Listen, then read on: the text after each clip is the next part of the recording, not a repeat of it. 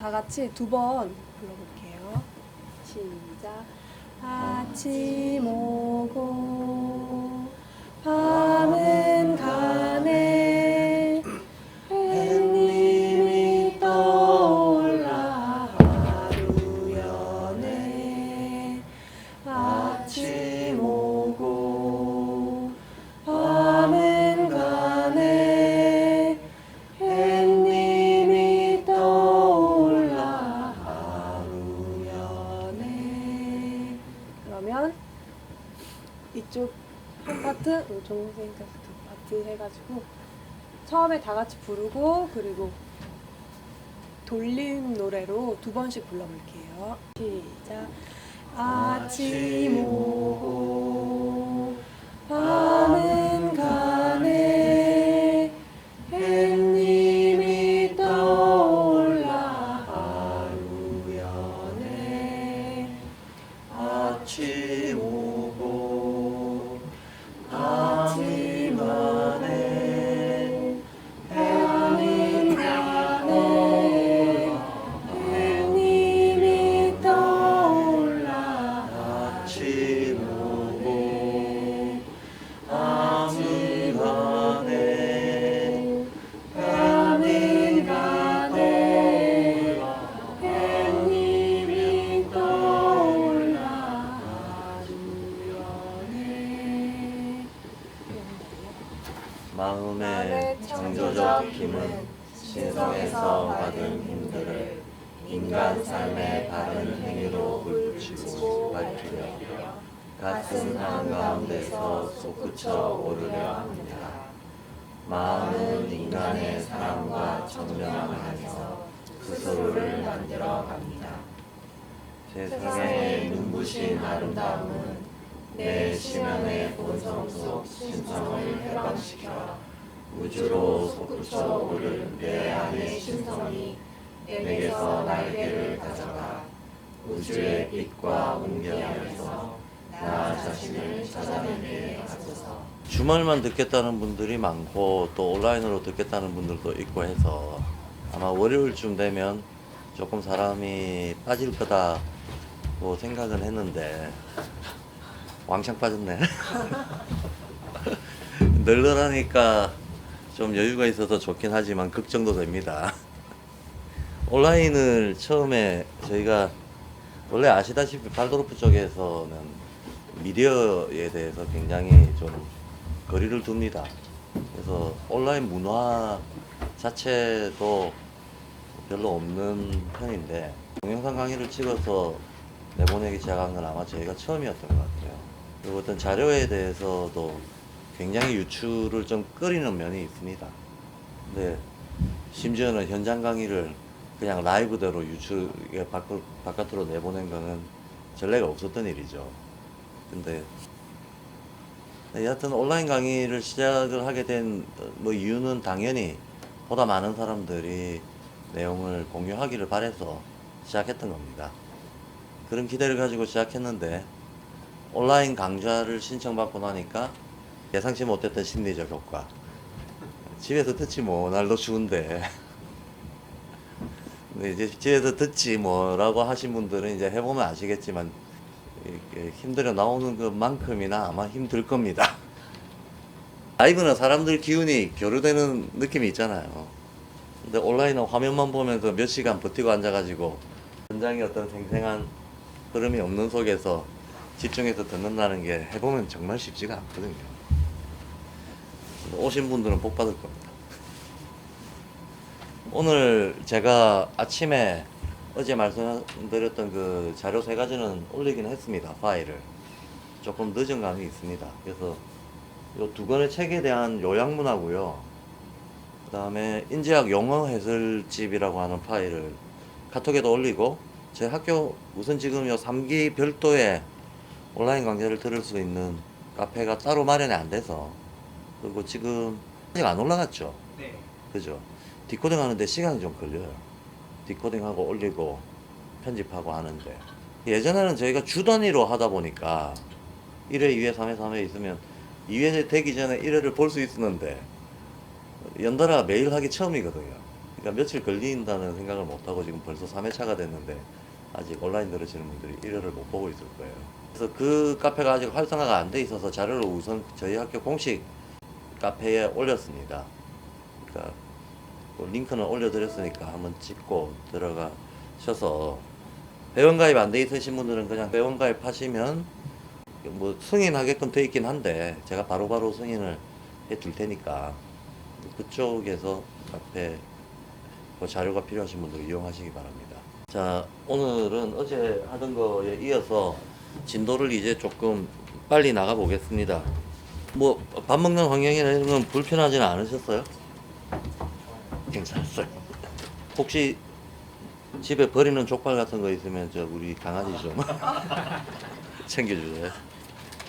이제 첫 번째 강의 다 못 들어갔습니다. 교사의 자질까지 하다가 멈췄는데 첫 번째 강의 그 아카샤 연대기에 나오는 우주 발달론 이 역주에 있다 얘기하다가 뭐 개념에 대한 얘기로 옆으로 빠져가지고 진도를 못 나갔습니다.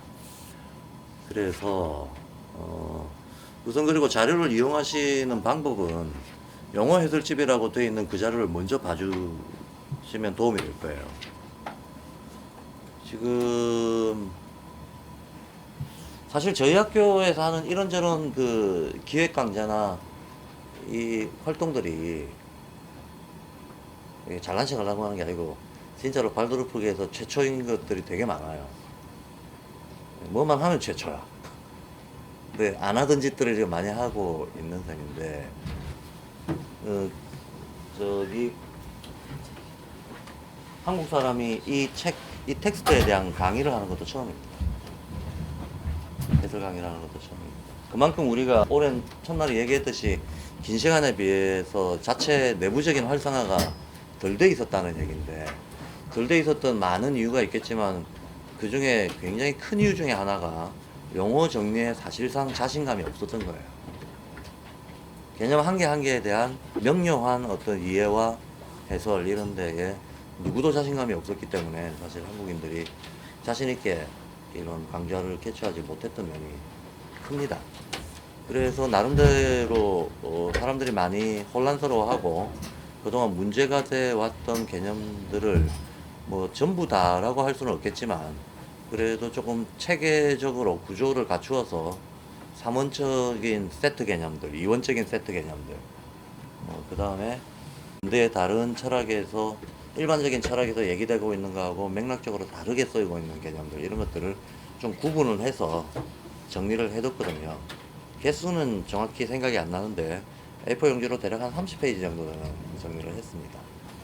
그래서 그 용어 해설집에 나오는 개념들을 먼저 익히고 책을 보든 강의를 듣든 하면 쭉쭉쭉쭉 좀 나가는 맛이 있습니다. 그래서 자료를 이용하실 때 그 용어 해설집을 먼저 좀 봐주시고 그리고 발제문을 봐주시면 도움이 될 것 같습니다. 아주 간단 버전으로 32페이지에 나오는 역주에 대해서 조금만 설명을 하고 이제 본 텍스트 들어가겠습니다. 왜냐하면 이 내용이 진지하게 일종의 최종 근거에 해당하는 거거든요. 최종 근거에 해당하는 거고 요 내용을 조금 더 자세하게 세밀하게 심화시킨 것들이 인지학에서도 내부의 수행 그룹들에서 다루는 어떤 신지학에 대한 공부의 내용에 전부 다거든요. 그래서 이거를 이해하지 못하면 사실 우리가 어떤 근거를 찾으려고 할 때 말 그대로 최종 근거를 찾을 수가 없는 거에 대한 설명을 하고 있기 때문에 그렇습니다. 그래서 사실 최종 근거, 인간이 어떤 학문이라고 하는 것을 시작했을 때 인간의 문명과 인식의 발달 이런 것들이 진행이 될 때 맨 처음 물론 뭐 감각을 타고났으니까 감각 지각에 의한 경험적인 알미야 이것저것 쌓인 것들이 있었겠지만 인간이 어떤 세상의 질서를 이해하고 그걸 바탕으로 문명을 꾸리려고 하던 시기 스타트 출발 지점은 동양 서양을 막론하고 전부 천문학입니다. 천문학인데 천문학일 수밖에 없었던 이유는 세상에 어떤 질서가 있다, 규칙이 있다라고 했을 때 인간이 자연스럽게 느꼈던 거의 최초의 인식이 시간에 대한 인식인데, 시간이라고 하는 것은 말씀드렸다시피 해가 뜨거워지고부터 시작하는 거거든요. 해가 뜨거워지고 달이 뜨거워지고 달이 찼다가 기울었다가 그게 일으키는 어떤 대기의 변화와 그 대기의 변화에 영향을 받은 만물의 변화, 이게 인간이 느꼈던 최초의 질서였다는 거예요. 그리고 이 질서에 어떻게 편성해야지 인간 공동체의 삶이 유지 발전할 수 있는가라고 하는 것이 동서고금을 막론하고 공통의 화두였다는 거죠. 결국은 계절 변화를 잘 읽어내고 예측해서 그다음 그 읽어내고 예측하면 뭐에 쓸 수 있는가? 문명이 시작되려면 정착이 시작돼야 되고, 정착이 시작되려면 생산이 안정돼야 되는데, 생산이라고 하는 거는, 인간의 생산이라고 하는 거는 유목 아니면 농경이잖아요. 근데 농경을 하든 유목을 하든 시간 리듬을 못 읽어내면 아무것도 못 하거든요. 농사는 때에 맞춰가지고 할 일들이 정해져 있는 거니까 어느 타이밍에 어떤 일을 해야 된다는 이걸 연결시키지 못하면 농사 불가능한 거고, 유목이라고 하는 것도 처음에 유목은 가축화, 야생동물들을 가축화 시켜가지고 얘들을 풀을 먹이면서 키울 때 풀도 아무 때나 나는 게 아니고 날 때 난단 말이죠. 그리고 특정 기후에서만 나는 식물들을 동물들이 섭취하기 때문에 동물들이 이동을 하니까 유목 생활을 하게 되는 거죠. 근데 이동을 할 때 질서 없이 이동을 하는 게 아니고 계절의 변화에 따라 가지고 아주 시간적인 질서, 공간적인 질서를 갖추어서 이동을 하면서 산단 말이죠. 그러니까 유목민들이 아무데나 막 돌아다니는 게 아니란 말이죠. 그 동식물들의 상태가 리드미컬하게 변하는 그 라인들을 따라서 돌아다니면서 살게 되는 거죠. 그러니 당연히 유목을 하든 농경을 하든 기후 변화를 읽어내지 못하면 생존이 불가능하다는 거예요. 그럼 기후 변화를 읽어내려면 천문을 읽어내지 못하면 또한 불가능하다는 겁니다. 그러니까 인간은 모든 어떤 자기 어떤 생존을 위한 자기와 세계의 관계의 질서를 찾아내려고 했을 때 체계적인 인식의 출발점은 필연적으로 불가피하게 천문에서 시작할 수밖에 없었다는 겁니다. 그러니까 태초의 학문은 다 천문학입니다. 그리고 학문의 최종 근거라고 말할 수 있는 것들도 다 천문학적 근거에서 온다는 겁니다. 예. 그래서 이 천문학에서 이제 지금 현재까지 문명사에 남아있는 고대 천문학, 그건 서양 버전은 제일 오래된 게 메소포타미아 천문학이고, 동양 버전은 제일 오래된 게 우리가 보고 있는 가벌병정 하는 것들입니다.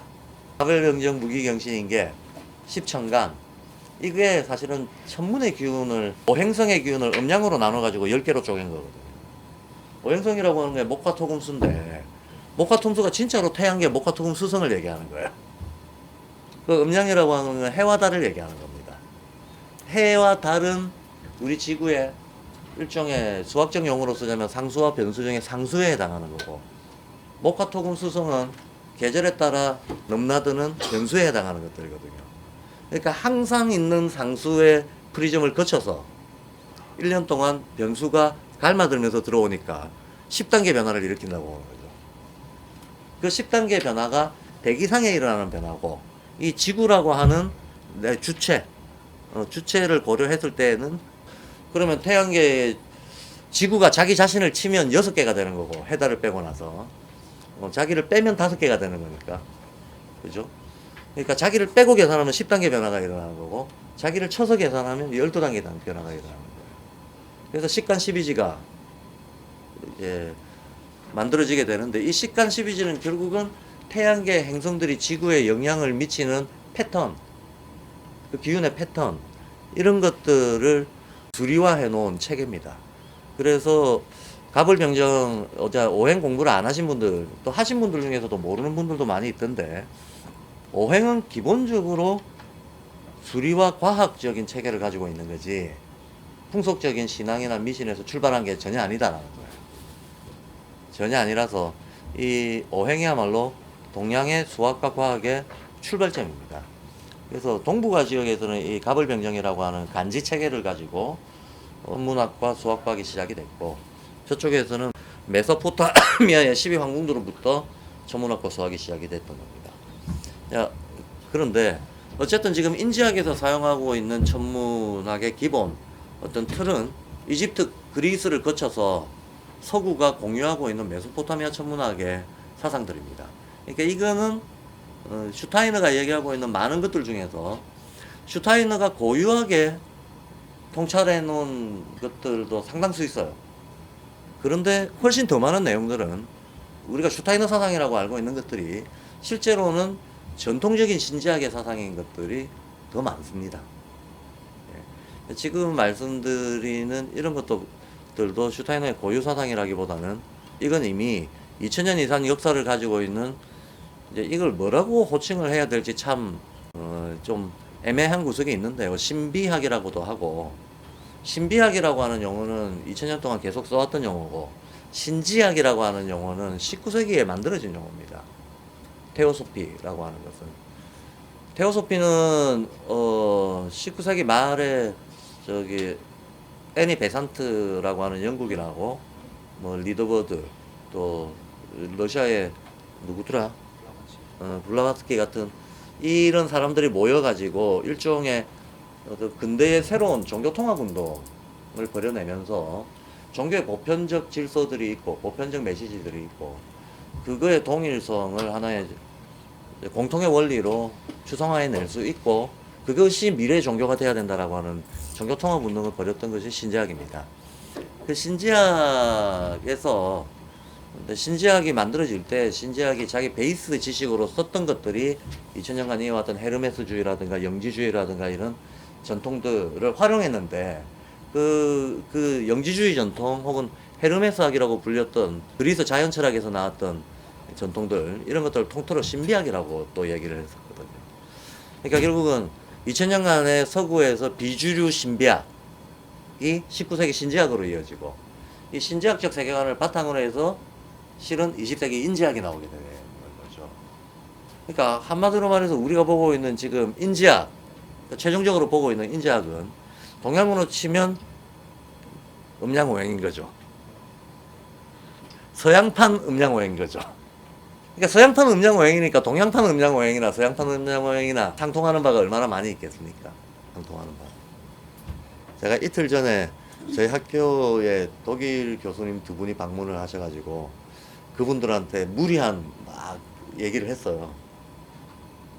무리한 얘기가 막 요한복음의 창세기에 나오는 얘기하고 인지학에서 얘기하는 아카샤 연대기에서 얘기하는 거하고 주역의 8기에서 얘기하는 거하고 사실은 동일한 얘기다. 그리고 그런 질서를 우리가 쓰고 있는 모국어인 국민정음의 음소 체계에 이 질서가 반영이 돼 있다. 이런 걸 밝히면 인지학적인 언어 이론에 아주 혁신이 일어날 거다. 그러면 이거는 한국만의 문제가 아니고 전 세계 홍복이다. 막 이렇게 약을 좀 팔았죠.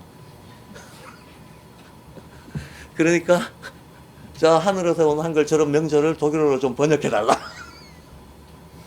유럽에 좀 퍼뜨려달라 하고 부탁도 좀 하고 못 알아듣더라고. 뭐 통역의 문제도 왜 없었겠습니까마는 그보다도 서양인들의 음양오행에 관심이 있을 리가 없죠. 사실 관심이 그냥 정말 순수한 학문적 호기심을 가지고 있는 사람들이라면 관심이 있을 수도 있겠지만 뭐 상황적으로 볼 때 서양인들은 부족한 게 없잖아요. 선진국 사람들은 현재 자신들의 사상이 세계를 이끌고 가고 있고 그냥 충분한 거죠. 뭐 굳이 제3세계의 미개한 전통을 배울 특별한 동기부여가 안 되겠지 라는 생각을 했었습니다. 동기부여가 잘 안 되겠죠. 그러니까 일단 스타트 하는데 어떤 동기부여가 필요한데 그 동기부여가 약하지 않나 라는 생각이 들었고 안타까운 일이지만 그게 우리의 현실인 거죠. 근데 또 역설적으로 보면 아주 역설적으로 보면 그게 우리의 복이기도 하다라고 저는 생각합니다. 왜냐하면 우리는 어쩔 수 없이 외압에 의해 가지고 근대화를 거쳐야만 했기 때문에 좋건 싫건 서구 거를 실컷 배웠단 말이죠. 그게 얼마나 충분한지는 모르지만 그런데 존재적으로는 또 우리 전통과 문화 유전자의 영향을 떨쳐 당연히 낼 수도 없죠. 그건 그냥 생활 속에 쫙 들어와 있는 거니까. 그러니까 둘 다 어정쩡하기는 하지만 어쨌든 동양인들은 양쪽을 다 갖추지 않을 수 없는 존재적인 조건 속에서 살아간다는 거예요. 근데 언제나 그렇지만 뭔가 물질 영역에서든 정신적인 영역에서든 진화가 일어나려면 종합이 돼야 되잖아요. 종합이 있어야만 진화가 일어나는 거거든. 옛말에 옹고지신이라고 하는 얘기가 있잖아요. 근데 옹고지신, 그게 정말 진리입니다. 우리가 보통 고자를 쓸 때 이렇게 쓰잖아요. 예꼬자. 예꼬자 이렇게 쓰는데 이게 위에 보면 10이죠. 아래 보면 입구자잖아요. 근데 사실 입구자는 원방각 요 세 가지가 인류 공통의 공통 기초 기하 꼴입니다. 서양이건 동양이건 가장 기본적인 도형은 원방각으로 표현을 했단 말이에요.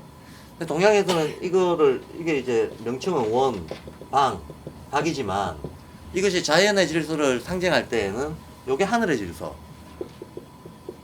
요게 땅의 질서, 이게 모든 생명체, 사람을 비롯한 모든 생명체의 질서를 천지인이죠. 그러니까 천지인을 상징한다고 봤어요. 하늘의 질서는 계절 변화를 얘기하는 거잖아요. 어제도 얘기했지만 모든 운동은 원운동이다. 원으로 하는 거예요. 땅의 질서는 어떤 공간적인 형태를 가지잖아요.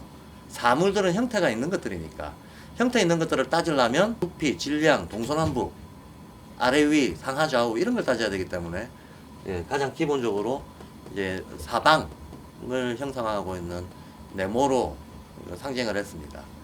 그 다음에 모든 생명체들은 운동이 특징이잖아요. 번식하고 움직이고 변화하고 하는 것들. 그런데 꼭지점이 얘는 4개고 얘는 꼭지점 없고 얘는 꼭지점이 4개인데 숫자가 짝수가 되면 안정이 돼 버리니까 동적이다 정적이다 할 때는 정적인 걸 표현하게 되는 겁니다. 그럼 최초의 짝수는 1, 2, 3, 4, 5, 6에서 최초의 짝수는 우리 2라고 생각하지만 2로 만들어낼 수 있는 건 선뿐이잖아요. 형상화가 안 되잖아요, 선 가지고는.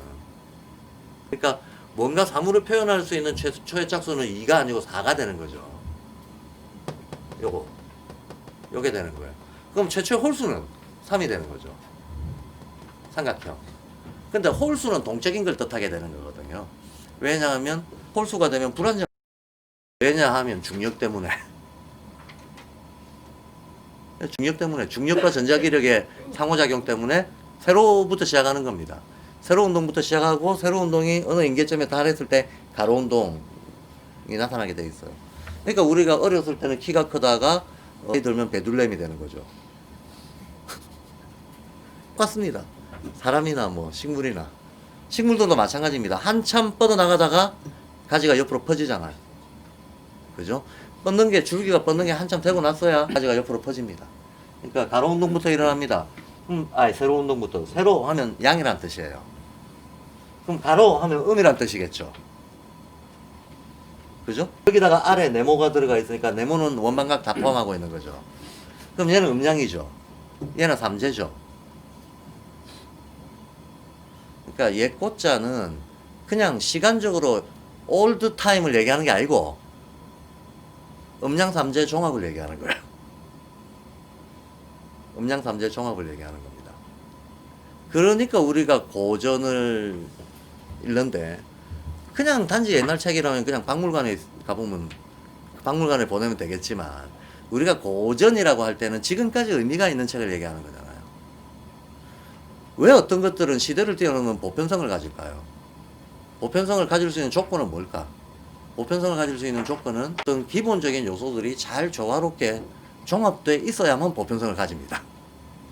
그래서 옛고자를 써서 고전이라고 하지만 물론 우리가 고전이라고 할 때는 글을 문자를 옆에다 하나 더 씁니다. 고전이라고 쓰는데 뭐 이것도 결국은 고에서 나오는 거죠. 고에서 나오는 건데 우리가 고전이라고 하는 것도 옛날 책이라고 이해하면 안 된다는 거죠. 옛날 책이 아니고 오히려 시대를 뛰어넘는 보편성을 담고 있는 책이다라고 이해를 해야 된다. 만약에 이렇게 조금만 이해를 바꿔도 지금 만들어져도 고전이 될 수 있는 책들이 있는 거고 아무리 오래돼도 고전이라고 볼 수 없는 책들도 있는 거죠. 잡문들도 얼마든지 있는 거고 아무리 오래돼도 보편성이 없는 잡문들. 근데 지금 만들어졌다 하더라도 아주 종합적인 보편성을 갖고 있는 고전도 얼마든지 있을 수 있는 그런 거죠. 그래서 어쨌든 그러니까 온고라고 하는 게 이 고 모든 것을 종합한 어떤 것들을 온 익힌다라는 뜻인데, 익힌다라고 하는 거는 능숙하게 체화한다는 거잖아요. 능숙하게 체화한다. 그러니까 보존적인 것들을 능숙하게 체화하면 위에서 새로운 게 나옵니다. 그러니까 인간의 정신의 발달이라고 하는 것도 결국은 어떤 기본 질서들을 종합해내고 그 높은 종합성 속에서 진화가 일어난다라는 거거든요. 창조가 일어난다라는 거거든요. 그래서 우리도 어떤 창조적인 어떤 사상적 발전이 있으려면, 근데 비슷한 어떤 속담이 서구에도 있죠. 거인의 어깨를 넘어라고 하는 표현이 있잖아요. 거인의 어깨를 넘어. 그럼 일단은 거인이 어떤 존재인지를 알아야 뭐 어깨를 딛고 가든지 말든지 할 거 아닙니까? 그래서 어디서든지 사실 조금 고유의 창조적인 사상적 발전이 있으려면 기존의 거인들을 끌어안아서 종합하는 이런 운동들이 선행되지 않고는 넘어갈 수가 없는 거죠. 넘어갈 수가 없다는 측면에서 제가 처음에 이 얘기 꺼내서 그랬네요. 바로 그 지점에서 우리는 그렇게 하지 않을 수 없는 열악한 처지에 있다는 것이 현재로서는 좀 힘든 조건이기도 하지만 근본적으로 길게 볼 때에는 어떤 새로운 사상은 동양에서 나오지 않을 수 없는, 더 열악하기 때문에 그 열악한 환경에서 마치 웅덩이에서 연꽃이 피는 것처럼 그렇게 되지 않을 수 없을 거다라는 생각을 합니다. 어쨌든 그래서 서양 천문학인데요. 그래서 제가 아카시아 연대기 이런 걸 보면 맨날 느끼는 게, 아니 동양 천문학이 훨씬 정교한데, 훨씬 발달되어 있는데 동양 천문학을 일단 사람들이 모르고, 저 기본 논리만 간단하게 말씀을 드릴게요. 이게 이제 사방입니다. 그리고 앞으로 네모를 그려서 사방을 표할 때는 항상 북남동서 이렇게 합니다. 아카시아 연대기에 나오는 기본 흐름이 요 중앙에 가장 원형적인 어떤 더 이상 거슬러 올라갈 수 없는 원형적인 힘이 중앙에 차지하고 있다라고 봐요. 이걸 아카시아라고 합니다. 이걸 아카시아라고 하고, 요 아카시아에서 어떤 움직임이 일어나 가지고 첫 번째 현상으로 나타난 게 토성기라고 얘기를 합니다. 토성기라고 하는 말의 의미는 우리 지구를 기준으로 우리 지구의 어떤 주변의 기운들을 주도하는 힘의 성격이 토성이었다는 거예요. 그리고 요게 첫 번째고, 두 번째 이쪽으로 넘어가서 이게 계절이 흐르는 게 겨울, 봄, 여름, 가을 이렇게 가잖아요. 그러니까 계절 순환하고 동일한 순서대로 넘어가는 거죠. 이쪽으로 넘어가서 이쪽을 태양기라고 합니다. 태양기라고 하고, 아카시아 연대기에서는 지구에서 갑자기 그 옛날에는 태양과 지구가 뭉쳐 있었는데 태양기가 되면서 태양의 열기가 지구에서 떠나버린 사건이 이때 일어났다라고 얘기를 해요. 그러면 지구가 냉각돼 버릴 거 아닙니까? 지구가 냉각이 됨으로써 이때에는 제가 어제도 얘기했지만 우리가 물질, 에테르, 아스트랄 이런 얘기할 때 물질을 고체로 생각하면 안 된다 그랬잖아요. 어떤 액체, 고체, 기체 이런 것들이 다 섞여 있는 상태로 생각을 해야 된다. 다 섞여 있으면 여기서는 인간도 어떤 분리가 안 일어난 때이기 때문에, 인간에게 분리라고 하는 것은 몸과 마음이 1차 분리잖아. 근데 요때 한마디로 요걸 1분면이라고 하고 여기 2분면, 3분면, 4분면이라고 하면 1분면에서는 몸과 마음의 분리도 안 일어났다는 거예요. 상상이 안 되죠. 몸과 마음의 분리가 일어나지 않은 존재인 인간. 그러니까 지금처럼 손가락, 발가락 다 10개씩 가지고 있는 이런 인간이 아니었다는 거죠. 직립해 있는 이런 모습의 인간이 아니었다 합니다. 도대체 어떤 인간인가? 유령처럼 떠다니는 인간. 가스 성운처럼 떠다니는 인간을 상상하셔야 돼요. 이런 공기 중에 유체처럼 떠다니는 인간이던 시절이 있었다. 그게 인간이냐? 라고 질문할 수가 있는데, 아카시아 연대기에서는 인간에 대한 정의 자체를 지구의 모든 기운의 어떤 압축 생명체로 보는 거예요. 그럼 지구도 생명체이기 때문에 지구 자체도 상태가 변화하면서 진화 발전할 거 아닙니까? 그럼 지구가 상태 변화하는 거에 따라 가지고 지구를 대변하는 생명체도 똑같이 진화 발전할 거 아닙니까? 그러니까 요 시기에는 어차피 지구의 성격 자체가 지금 우리가 보고 있는 것 같은 이런 산과 강과 바다와 이렇게 이루어져 있지 않았던 시절이라는 거거든요. 어떤 마치 그 목성의 띠처럼 가스 성운으로 둘러싸여 있는 이런 상태였다고. 그러니까 도대체 그럼 이 시기가 언제냐? 연대에 대해서는 아카시아 연대기에도 연대는 안 나옵니다. 그냥 먼 옛날 이런 시절이 있었다. 그래서 몸과 마음이 분리가 되어 있지 않던 상태에서 태양이라고 하는 게 열기인데, 결국은 열기가 쑥 빠져나가면서 냉각이 벌어지는, 이 냉각이 벌어지면서 드디어 동양으로 말하자면 음적인 것과 양적인 것들이 분리가 되어버렸다는 거예요. 이 음양이 분리가 돼버리면서 인간한테 몸이 생겼다는 거예요. 냉각기가 오면서 몸이 고체화됐다는 거죠. 그럼 이때 인간한테는 뼈가 주로 발달한다 그래요. 골격을 갖추는 거죠. 골격을 갖추는 거죠. 뼈가 발달하기 시작하면서 동시에 피도 돌기는 하는데 아직까지 섬세한 감각기관들은 만들어지지 않은 상태라고 봅니다. 섬세한 감각기관들은 만들어지지 않은 상태라고 보고, 어쨌든 이 태양기 때 인간의 몸과 마음이 분화되는 1차 분리가 일어난다고 봐요. 1차 분리가 일어나지만, 그럼 요 시절 1분면에 살고 있었던 어쨌든 인간이라고 할 수 있는 어떤 존재를 하이퍼보레아 혹은 폴라리스 인종이라고 얘기를 합니다. 그 요 2분면에 살고 있는 인종을 레무리아 인종이라고 얘기를 합니다. 레무리아부터는 어디선가 들은 것 같죠? 서양의 신화에서 레무리아 인종에 대한 얘기들이 간혹 나오거든요. 그리고 요 3분면에 들어와 있는 인종을 아틀란티스 인종이라고 얘기를 합니다. 아틀란티스부터는 이제 어디서 많이 들었죠. 플라톤도 얘기했고, 여기를 또 대각선으로 나눠서 이쪽은 전기 아틀란티스, 이쪽은 후기 아틀란티스라고 얘기를 합니다. 그럼 여기서부터는 역사시대라고 보는 거예요. 지금 현재 우리는 여기 있다고 보는 거죠. 우리는 우주의 가을기에 들어와 있다고 보는 거죠. 우주의 가을기 얘기는 동양에서도 많이 나와요. 요 후기 아틀란티스의 시작을 대략 만여 년 전부터로 잡고, 여기서부터는 우리가 추적할 수 있는 역사 시기가 됩니다. 근데 보통은 이제 역사라고 하면 문자로 기록이 써져 있어야 역사라고 하기 때문에, 사실상 역사 시기는 아무리 길게 잡아도 4,000년을 못 올라가요. 4,000년을 못 올라가지만 유물이라든가 고고학적인 발굴을 통해서 추정할 수 있는, 어떤 흐름을 추정할 수 있는 탐색 가능한 시간대, 요쪽은 이제 여기 현재 우리가 서 있고, 요 시간대는 탐색 가능한 시간대라고 보고 있는 거죠. 만여 년 정도 됩니다. 만여 년 정도 되는데, 요 시간대의 문명의 흐름을 인도에서부터 시작합니다. 저기 인지학에서는 인도에서 페르시아로 문명이 넘어가고, 페르시아에서 이집트로 문명의 주도권이 넘어가고, 이집트에서 그리스로 넘어가고, 그리스에서 유럽으로. 맨날 지들이 대장이야. 세계사가 유럽사야, 이렇게 보면. 세계사가 유럽사인 줄 알겠어. 이거는 저거 얘기고, 이거는 저거 얘기고. 인도, 페르시아 갈 때 뭐 그러면 동양에서 아무 일도 없었던가?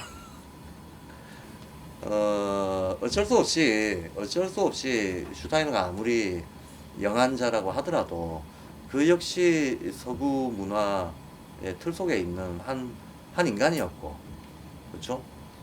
예수부처 같은 사람이 아니잖아요.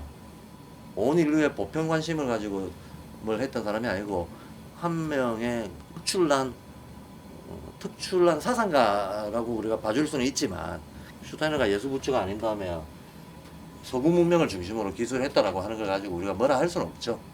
뭐라 할 수는 없지만, 이게 다다라고, 우리가 이걸 고주고대로 이게 다다라고 받아들이는 것도 좀 웃기는 일인 거죠. 똑같은 시기에 이미 동북부에서는 별도의 문명이 오히려 1000년 이상 빠른 속도로 진행이 되고 있었고, 슈타이너는 자신의 아카시아 연대기에서도 그렇고 많은 책들에서 슈타이너 스스로 얘기합니다. 이건 서구 얘기다. 동양은 상황과 조건과 성격이 다르다 그래요.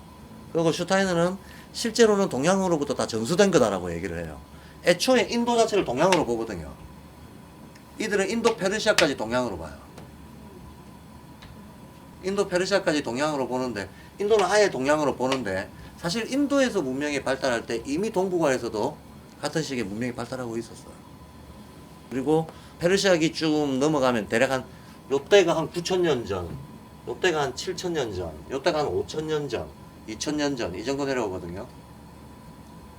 이 정도 내려오는데 저 모든 시기에 동양이 사실은 문명의 발달 수준으로 봐가지고 한 발 앞선 문명을 같은 시기에 발달해 오고 있었기 때문에 슈타이너도 기술을 하지는 않았으나 그 점을 그 영향을 동양의 영향을 오히려 선도적인 영향을 고대 서구가 받고 있었다는 거에 대해 가지고는 여러 군데에서 인정을 합니다.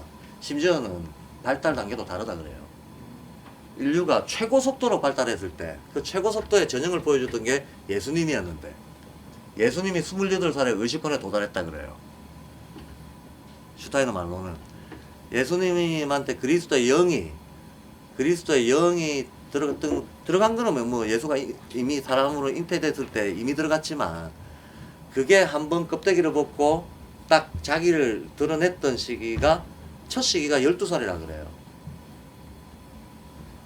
12살 때 예수가 그 성경에 보면 왜 어린 예수를 잃어버렸는데 나중에 며칠 뒤에 찾아보니 예수가 저 교회당에서 랍비들을 가르치고 있더라. 그래서 엄마 마리아가 가서 너 왜 여기 있냐 그러니까 내가 내 집에 있는 게 뭐가 이상합니까? 라고 예수가 얘기했다. 이게 성경에 나오는 얘기잖아요.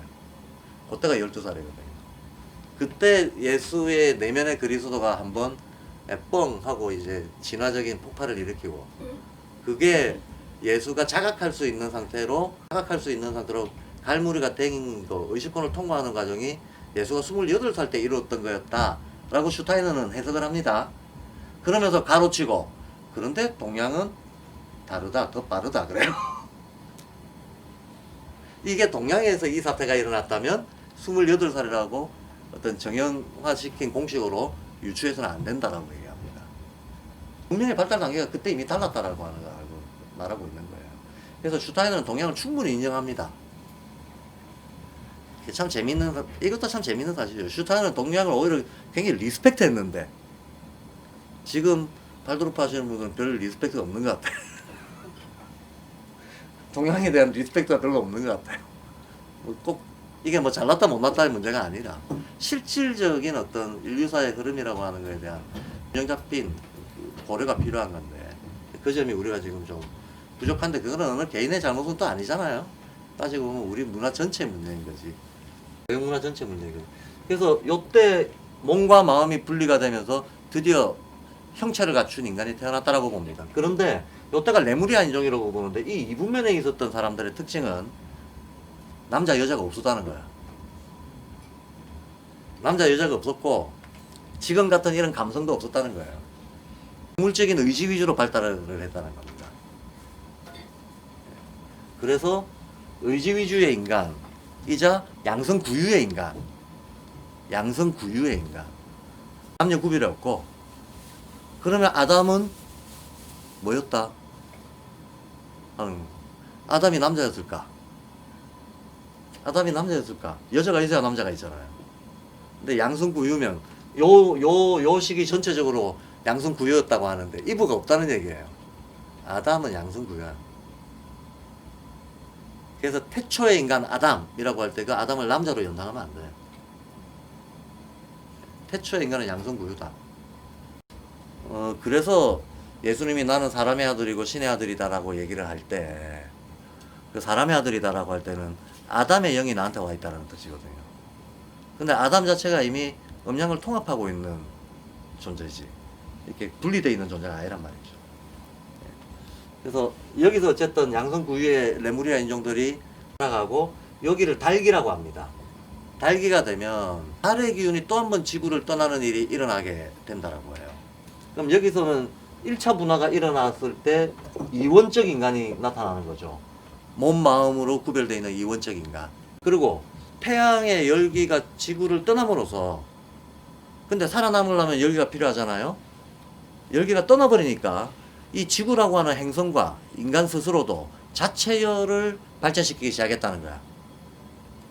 그래서 인간이 이때 항원동물이 된다 그래요. 이때 항원동물이 되고 열기가 떠나버리니까 열기를 쫓아가게 됨으로써 직립하게 된다 그래요. 태양이 멀어짐으로써 멀어진 태양을 쫓아가는 식으로 이게 우리 신체에도 반영이 된 게 인간이 직립하게 된 사건이라고 봐요. 요 초창기에는 네발짐승이었다가 요쯤 가면서 직립한다고 그럽니다. 요쯤 가면서 직립을 하게 되고, 근데 또 한 번 큰 변화가 일어나가지고 달기에 가서 2차 분화가 일어나는데, 1차 분화 때 2원이었다가 2차 분화 때는 그럼 3원이 돼버리는 거죠. 3원이 되는데, 요때는 달의 기운이 또 한 번 지구를 떠나는 사건이 일어났다는 거예요. 근데 달의 기운은 그 자체가 음적인 거잖아. 요거는 양적인 거잖아. 양적인 게 한 번 떠나고 음적인 게 한 번 떠났다는 얘기예요. 그러므로서 양적인 게 떠났을 때는 인간은 양이 부족하니까 양을 채우려고 양적인 상태가 되고, 음적인 게 떠났을 때는 음을 채우려고 음적인 상태가 됩니다. 음적인 상태가 오히려 인간한테 일어나는 변화, 지배적인 변화가 되게 됩니다. 그래서 태양계에는 인간을 비롯한, 근데 여기서 인간이라고 하는 것은 모든 생명의 대표입니다.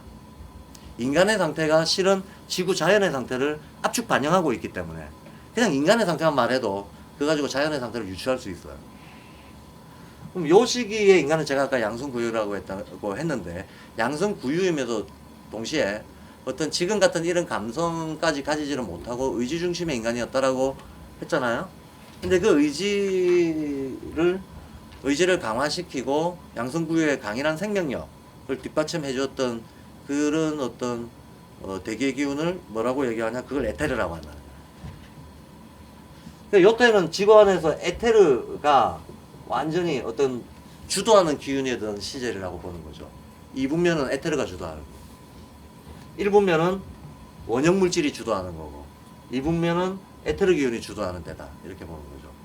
에테르 기운이 주도하고 있던 시기에 또 갑자기 천지개벽하는 달의 변화가 있으면서, 이러니까 3분화가 이제 2차 분화가 일어나면서 인간이 3원화 돼 버리는데, 요때 이제 현재 우리가 가지고 있는 것처럼 몸, 마음, 어뢰 분화가 일어났다는 거예요. 여기서 몸, 마음의 분화가 일어났는데, 몸과 마음의 분화가 일어났는데, 여기서는 마음의 분화가 한 번 더 일어나는 거죠. 한 번 더 일어납니다. 그리고 요때, 요 분화가 한번, 태양과 달의 기운이 지구를 떠났다라고 하는 것은 우주를 움직이는 영적인 기운들이 사실 지구로부터 거리를 두게 됐다는 얘기하고 똑같은 거거든요. 오히려 그런데 이렇게 거리를 두게 됨으로써 아까 인간이라고 하는 이 존재는 없어지면 자기가 내에서 그걸 만들어내려고 하는 식으로, 보충하려고 하는 식으로 변해왔다는 거야. 그러니까 영들의 힘이 바깥으로 날아가 버리니까 인간은 오히려 영을 쫓아서 내면의 영성이 생기게 돼서 내부의 영성을 지니고 멀어진 영성하고 안테나로 연결하려고 한다는 거야. 그래서 영적 존재가 된다는 거예요. 인간의 3분화, 몸, 마음, 어뢰 3분화가 이제 확실하게 일어나면서 드디어 인간은 이제 영을 쫓아가는, 마치 태양이 사라져서 빛을 쫓아가는 존재가 됐듯이, 빛을 쫓아감으로써 인간한테 눈이 생겼다 그래요. 요때 시각이 생겼다. 요때 시각이 생겼고, 요때는 진동을 느끼는 촉각 중심으로 발달했다. 그럼 촉각, 생명감각, 시각, 그 사이에 이제 부수적인 감각들은 나중에 또 더해지겠죠. 대표적인 감각들이 그런 식으로 생겼다. 네, 청각도 있고. 그럼 요 시기에 가까워질수록, 달기에 가까워질수록 달기의 선행적인 영향을 받아가지고 요 정도에서부터 남녀 분화가 일어나기 시작했다고 봐요. 남녀 분화가 일어나기 시작했는데, 그러면 이제, 그러면 아스트랄, 요때 이 음적인 기운을 주도하는 거를 아스트랄이라고 합니다.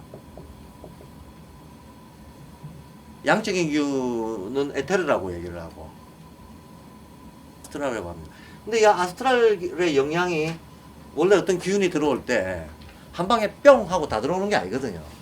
선행 기운이 조금씩 영향을 미치다가 이제 정점을 찍고 또 뒤에까지 여운을 미치고 이런 식으로 포물선을 그리는 식으로 들어오는 거죠. 본중말식으로. 그래서 이제 요쯤 되면 이제 양성분화가 일어나기 시작한다는 거예요. 양성분화가 일어나기 시작하고 여기서부터는 이제 여자가 말 그대로 우리가 지금 알고 있는 남녀의 여성이 확실하게 확립이 되고, 지구 전체도 아스트랄 기운이 주도를 하게 되면서, 그러면 아스트랄 기운을 대변하고 있는 거는 남자일까요, 여자일까요? 여자예요. 그리고 더 원형적인 거는 남자가 더 원형적이지만 시간의 흐름이 더 뒤라서 더 진화했다라고 볼 수 있는 건 여자가 더 진화한 거죠. 아스트랄 기운은 이미 있는 기운들을 합해서 플러스 알파 더 가지고 있는 거고, 여성이 아스트랄을 많이 가지고 있다는 것은 이게 최신 기운이잖아. 최신 기운. 이 시절은. 근데 여성들이 최신 기운을 더 많이 가지고 있고, 남성들은 이 최신 기운을 상대적으로 덜 가지고 있는 거예요. 그러니까 이때는 의지 중심으로 인간이 움직여 왔는데, 본능과 의지 중심으로 살았는데, 요때 아스트랄 기운이 들어오게 됨으로써, 그리고 영적인 어떤 것을 내부에 갖추게 됨으로써 드디어 인간의 활발한 정신작용이 일어나기 시작했다. 활발한 정신작용이 일어났을 때에 먼저 발달하게 되는 건 감성이잖아요. 감성. 먼저 발달하는 건 이성보다 감성이 먼저 발달하게 되는데, 그 감성이 한참 발달할 때 감성 발달을 주도한 성은 남성 여성 중에서는 여성이 주도했다는 거죠. 그럼 요때는 이제 여성 중심 모계 사회가 이제 확립되기 시작하는 거예요. 그래서 사실 인류 문명의 초창기는 전부 모계 사회입니다. 예외 없어요. 예외 없어. 예외 따위는 없습니다. 무조건 다 모계 사회에서 시작합니다. 그러니까 지금 2000년간의 3000년간의 남녀 차별의 억압에서 오는 그 페미니스트들의 분개심은 또 그건 충분히 이해할 만하지만, 만년 전에는 어땠냐 이거야. 2만 년 전에는 어땠냐는 거예요. 3만 년 전에 나를 졸라 괴롭혔잖아. 거꾸로 이제 이것도 뭐 성도, 사실은 성분화가 일어나고 나서 엎치락 뒤치락 하면서 온 거지. 어느 한 성이 뭐 계속 지배하고 그런 게 어디 있겠어요. 저는 그거를 우리의 일상생활에서도 사실 우리가 예민하기만 하다면 충분히 느낀다고 생각합니다. 제가 인생의 여러 가지 실존적인 문제들에 대해서 고민을 하면서 40 넘어서까지도 잘 정리가 안 된 게 엄마에 대한 문제였어요. 엄마라는 존재가 모든 인간들한테 엄마는 특별하잖아요. 아빠하고는 비교할 수 없잖아. 아빠는 근원적으로 남이야. 우리는 엄마 뱃속에서 나왔지 아빠 뱃속에서 나온 게 아니기 때문에. 왜냐하면 중력 때문에. 엄마와의 관계는 특별한 겁니다. 엄마와의 관계는 특별한 건데, 모든 엄마는 이중성을 지니고 있는 거거든. 모든 엄마는 이중성을 지니고 있습니다. 예, 근데 누구든지 간에 뭐 이제 제가 남자니까 남자를 기준으로 얘기하면 누굴 제일 애착하고 누굴 가장 사랑하냐 그러면 다 엄마라 그래요. 다 엄마라 그럽니다. 근데 누가 가장 두려움의 대상이고 누가 가장 자기한테 공포를 심어줬냐고, 그것도 더 엄마야. 그렇잖아요. 엄마는 공포의 대상이기도 하고 애정의 대상이기도 한 거야. 이 이중성 중에 어느 하나도 떼놓고 생각할 수가 없는 존재가 엄마 아닌가요? 우리는 세상에 대한 공포도 엄마한테 배웠고 사랑도 엄마한테 배웠잖아. 그러니까 엄마의 상을 자기가 어떻게 정리하느냐 하는 게 어떤 그 의식에서 굉장히 중요한 부분을 사실 차지할 겁니다. 저에 대해서는 사적인 건 묻지 마시고 어떻게 정리했는지 이런 거는 잘 정리했습니다. 잘 정해.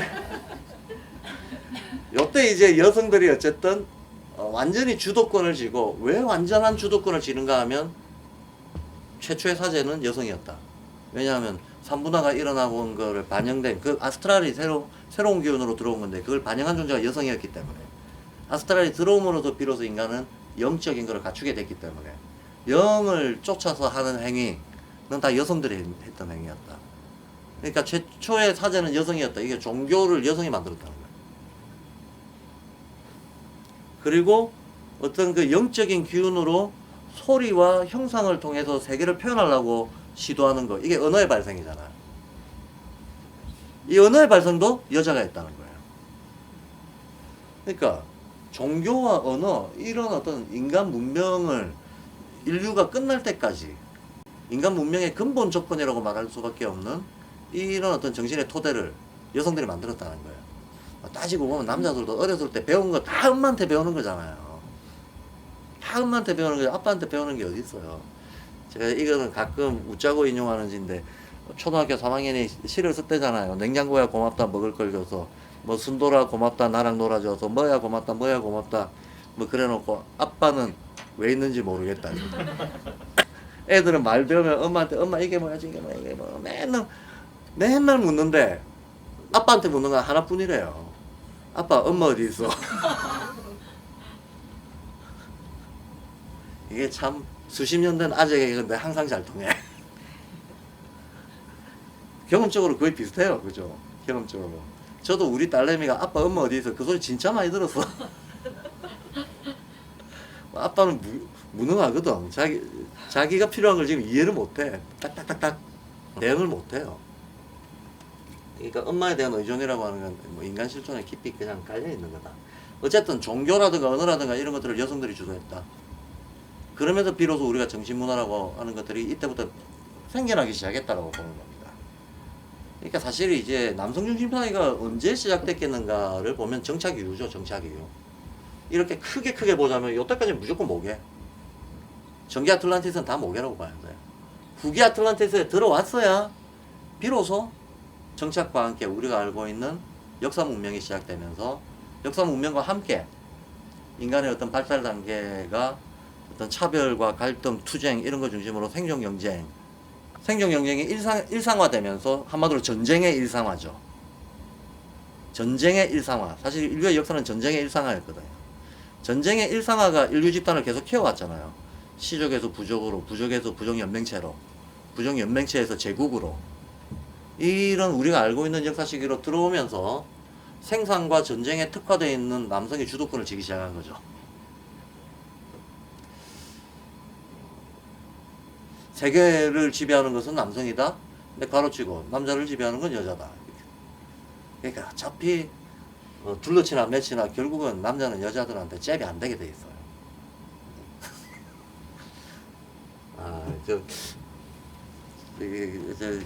절묘하게 동의하는 눈빛을 보는데. 혹시 결혼 몇 년 차신가요? 7년. 그리고 아까 말씀하신 거 어제 겪었어요. 엄마 어디 있어요? 자, 대략 이런 과정을 거쳐가지고 여기 이제 후기 아틀란티스인데 여기 후기 아틀란티스에서 1, 2, 3, 4, 5 우리는 지금 6번째 단계에 와 있다라고 얘기를 하고 있어요.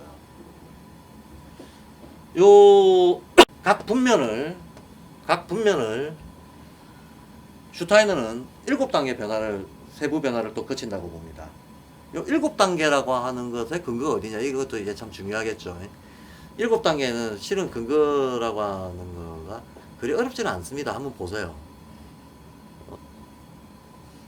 두 가지 근거가 있는데요. 하나는 이 태양계에서 지구의 변화를 유추할 때에는 태양계만 생각하면 되지 그 너머까지 생각할 필요 없어요.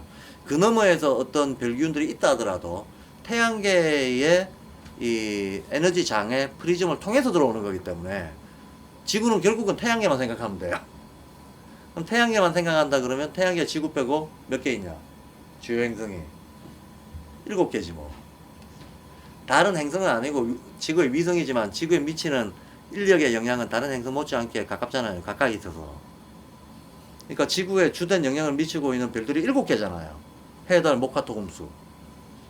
그러니까 각각이 한 1년 정도로 그 기운을 주도한다라고 가정하면 7년 단위가 나오는 거예요.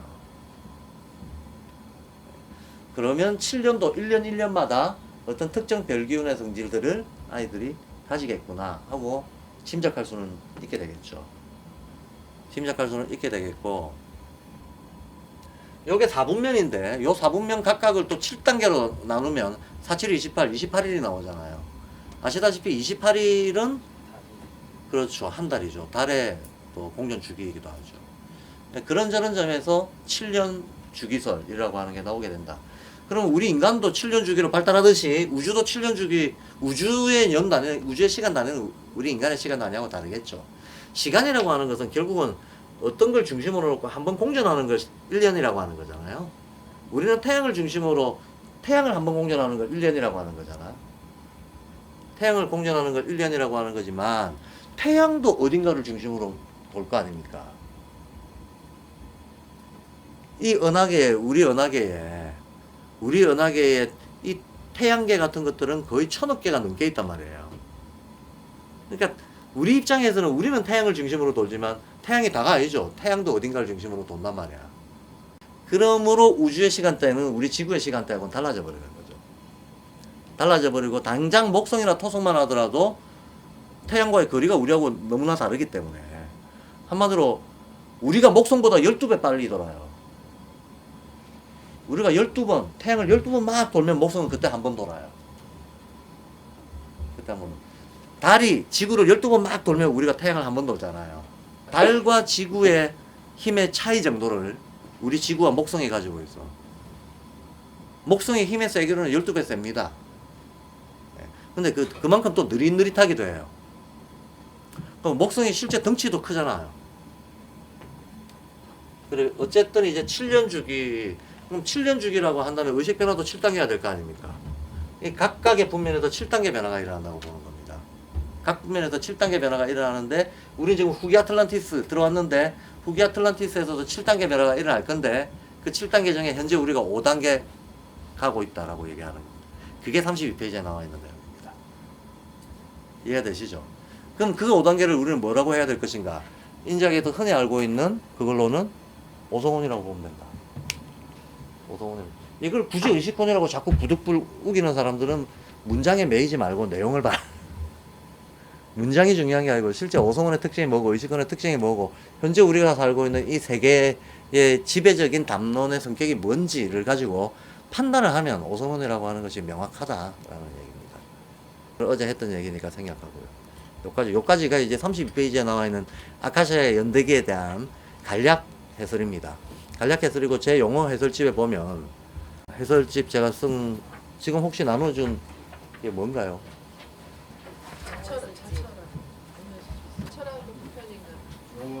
영어는 없죠. 그 영어 해설집에 보면 그림 한 장으로 지금 제가 설명한 거를 그림 한 장에 압축해서 다 집어넣어 놓은 게 있어요. 그래서 그 그림 한 장을 잘 이해를 하시면 실은 아카시아 연대기에 나오는 그 긴 묘사들을 어느 정도 정리해서 이해하시는 게 되니까 그림을 벽에 붙여놓고 명상을 하세요. 이게 어떻게 되돌아갔다는 건지 그림을 하여튼 낱낱이 이해를 하시면 결국 이해됩니다. 자, 그 정도고요. 그래서 그러면 만약에 우리 지구 자체가 이렇게 개회사에서 슈타이너가 시대 과제를 알아야 된다. 그래야 교육이 가능하다라는 얘기를 했는데 크게 규정을 한다면 현재 우리가 오성원 시대를 지나고 있다 그러면 우리는 두 개의 과제를 띄고 있는 거죠. 두 개의 과제를 띄고 있습니다. 항상 그렇습니다. 우리가 지금 오성원 시대를 지나고 있다. 그럼 기본적으로 내가 오성원은 가야 될 거 아닙니까? 시대 평균이 지금 오성원을 가고 있는데 어느 개인이든 집단이든 오성원까지는 일단 도달하는 것이 정상적 성장이라는 거예요. 정상적인 성장이 오성원까지다. 그러면 인간은 진화 발전이 본능이니까 추가적인 성장은 그 다음 거를 바라봐야 되는 거죠. 의식권으로 가는 거죠. 그러니까 우리는 오성원을 기본으로 삼아서 의식권으로 가는 걸 과제로 삼고 있는 사람들이다라는 거죠. 과제로 삼고 있는 그런 시대를 우리가 살아가고 있다. 그럼 오성원이라고 하는 게 나타날 때는 이성의 발달로 나타나잖아요. 그러니까 지금 공교육이 목표로 삼고 있는 게 이성의 발달 고까지잖아. 우리나라 같은 경우에는 서구가 하니까 따라한 거잖아요. 서구가 하니까 따라한 거고. 근데 서구에서 학교 시스템이 그 시대, 세대 사람들한테 전달해 주려고 하는 것이 딱 오성원적인 능력까지인 거예요. 딱 오성원적인 능력까지. 오성원 능력을 갖춘다라고 하는 것도 쉽지는 않은 거죠. 오성원 능력을 갖추면 나타나는, 확실하게 나타나는 행위 특징이 일단은 개인주의, 자유주의, 합리주의 이런 것들이 완전히 자리 잡은 상태로 나타나야 그게 오성원이 체화됐다라고 얘기할 수 있는 거예요. 자, 어제 제가 용어 얘기하면서 개인 얘기하면서 에고적인 개인은 퍼스널리티다 라는 얘기를 했는데 그게 자유의 철학에서 말하는 의미의 개인주의는 아니다 라는 얘기를 했죠. 나중에 다시 얘기하겠지만 용어집에서도 나옵니다. 퍼스널리티, 퍼스는하고 대별되는 거의 반대되는 개념이 인디비듀얼입니다. 비듀얼. 근데 자유의 철학에서 말하는 개인주의는 다 인디비주얼리즘이에요. 퍼스널리즘이 아니고, 퍼스널리즘은 우리식으로 얘기하면 이기주의입니다. 그러니까 사람들이 갈등적인 정체성 속에서 자기 생존 경쟁을 위해서 생존 경쟁에 입각해가지고 가면선 자아를 연출할 때, 그거 이기주의라고 말할 수밖에 없게 되는 거죠. 근데 우리가 개인주의라고 번역하는 것들은 원어를 찾아보면 그렇게 우리는 원어를 일일이 볼 수가 없으니까 이거 구별해서 봐야 된다는 걸 의식하고 보면 맥락적으로 구별이 돼요. 맥락적으로 구별이 되고 맥락적으로 구별이 안 되면 원어를 찾아보는 수밖에 없어요. 근데 이 두 개는 뜻이 반대라고 할 만큼 달라요. 보통은 개인주의라고 번역되는 것들은 다 인디비주얼이 원어입니다. 그러면 인디비주얼은 무슨 뜻인가 하면 요때 이는 not이라는 뜻으로 쓰인 겁니다. not. 뭐뭐가 아니다. 두 가지를 내포하고 있는데요. not divide. not dual. 이렇게 되는 거예요. not divide. 쪼개지지 않는다. 쪼개지지 않는다. 분열되어 있지 않다. 분열되어 있지 않은 어떤 존재. 분리되어 있지 않다. 그러니까 한마디로 완전하다는 거죠. 자기 안에서 완전성을 이룬다는 거예요. 자기 안에서 완전성을 이룬다. 그다음 not dual. 똑같은 게 없다. 고유하다는 거죠. 고유하다. not dual은 고유하다는 얘기고 not divide는 전체적이라는 얘기예요. 그러니까 하나의 개체에 불과한데 그 안에 어떤 전체성이 구현이 돼 있다. 이걸 우리 동양 개념으로는 전일하다라고 하잖아요. 전일하다. 전체와 하나가 동시에 실현된다라는 얘기잖아요. 이게 개념적으로는 홀. 이게 구멍이기도 하지만 원래는 W만 붙이면 어떻게 됩니까? 전체가 돼버리잖아. 전체하고 어느 특정 포인트 지점을 얘기할 때 on이라는 전치사를 쓰는데 이거 두 개를 붙여버리면 홀론이란 말이 돼요. 스펠이 뭔지 모르겠다. 끝에는 N으로 끝났다. 홀론이란 말을 물리학에서 씁니다. 물리학에서 홀론이라고 하는 말을 쓰는데 홀론이라고 하는 게 어느 개별적 입자인데 전체성을 그대로 반영하고 있다라는 뜻으로 홀론이라는 말을 쓰는 거예요. 그러니까 물리학적 개념의 홀론에 해당하는 그런 의미로 인디비주얼이라는 말을 쓰는 겁니다. 전일적인 존재다. 고유한 개체이면서 동시에 전체성을 내면에 다 안고 있는 존재고 물론 뭐 현실적으로는 모두가 그럴 수 없죠. 그렇지 않죠. 현실적인 조건은 뭐 저기 양아치 과들도 있고 뭐 짐승에 가까운 과들도 있고 뭐 온갖 이상한 이 상태나 미숙한 상태들이 현실이긴 합니다만 가능성이라고 하는 측면에서 인간은 홀로 완성될 수 있는 존재다라는 거예요. 자기 고유성 안에서 전체를 구현할 수 있는 존재다. 이게 고유성 안에서 전체를 구현한다. 각자가 다 깨달은 사람이 될 수 있다는 얘기하고 뭐가 다르겠습니까? 똑같은 얘기인 거죠. 그래서 그런 어떤 성을 지닌 존재로서 인디비주얼이라는 말을 씁니다. 그러니까 자유의 주체는 이 인디비주얼이죠. 자유의 주체는 퍼슨이 아닙니다. 퍼슨은 자유로워질 수 없어요. 얘가 퍼인 이상은 자유로워질 수 없다는 거예요. 예, 퍼라고 하는 게 벌써 어딘가로부터 분리된다는 걸 뜻하는 거거든요. 그러니까 우리가 말을 약간 뜯어보니까 말 속에 이해를 돕는 많은 것들이 숨어 있잖아요. 이런 거를 이해하려고 우리가 언어를 배우는 거잖아요.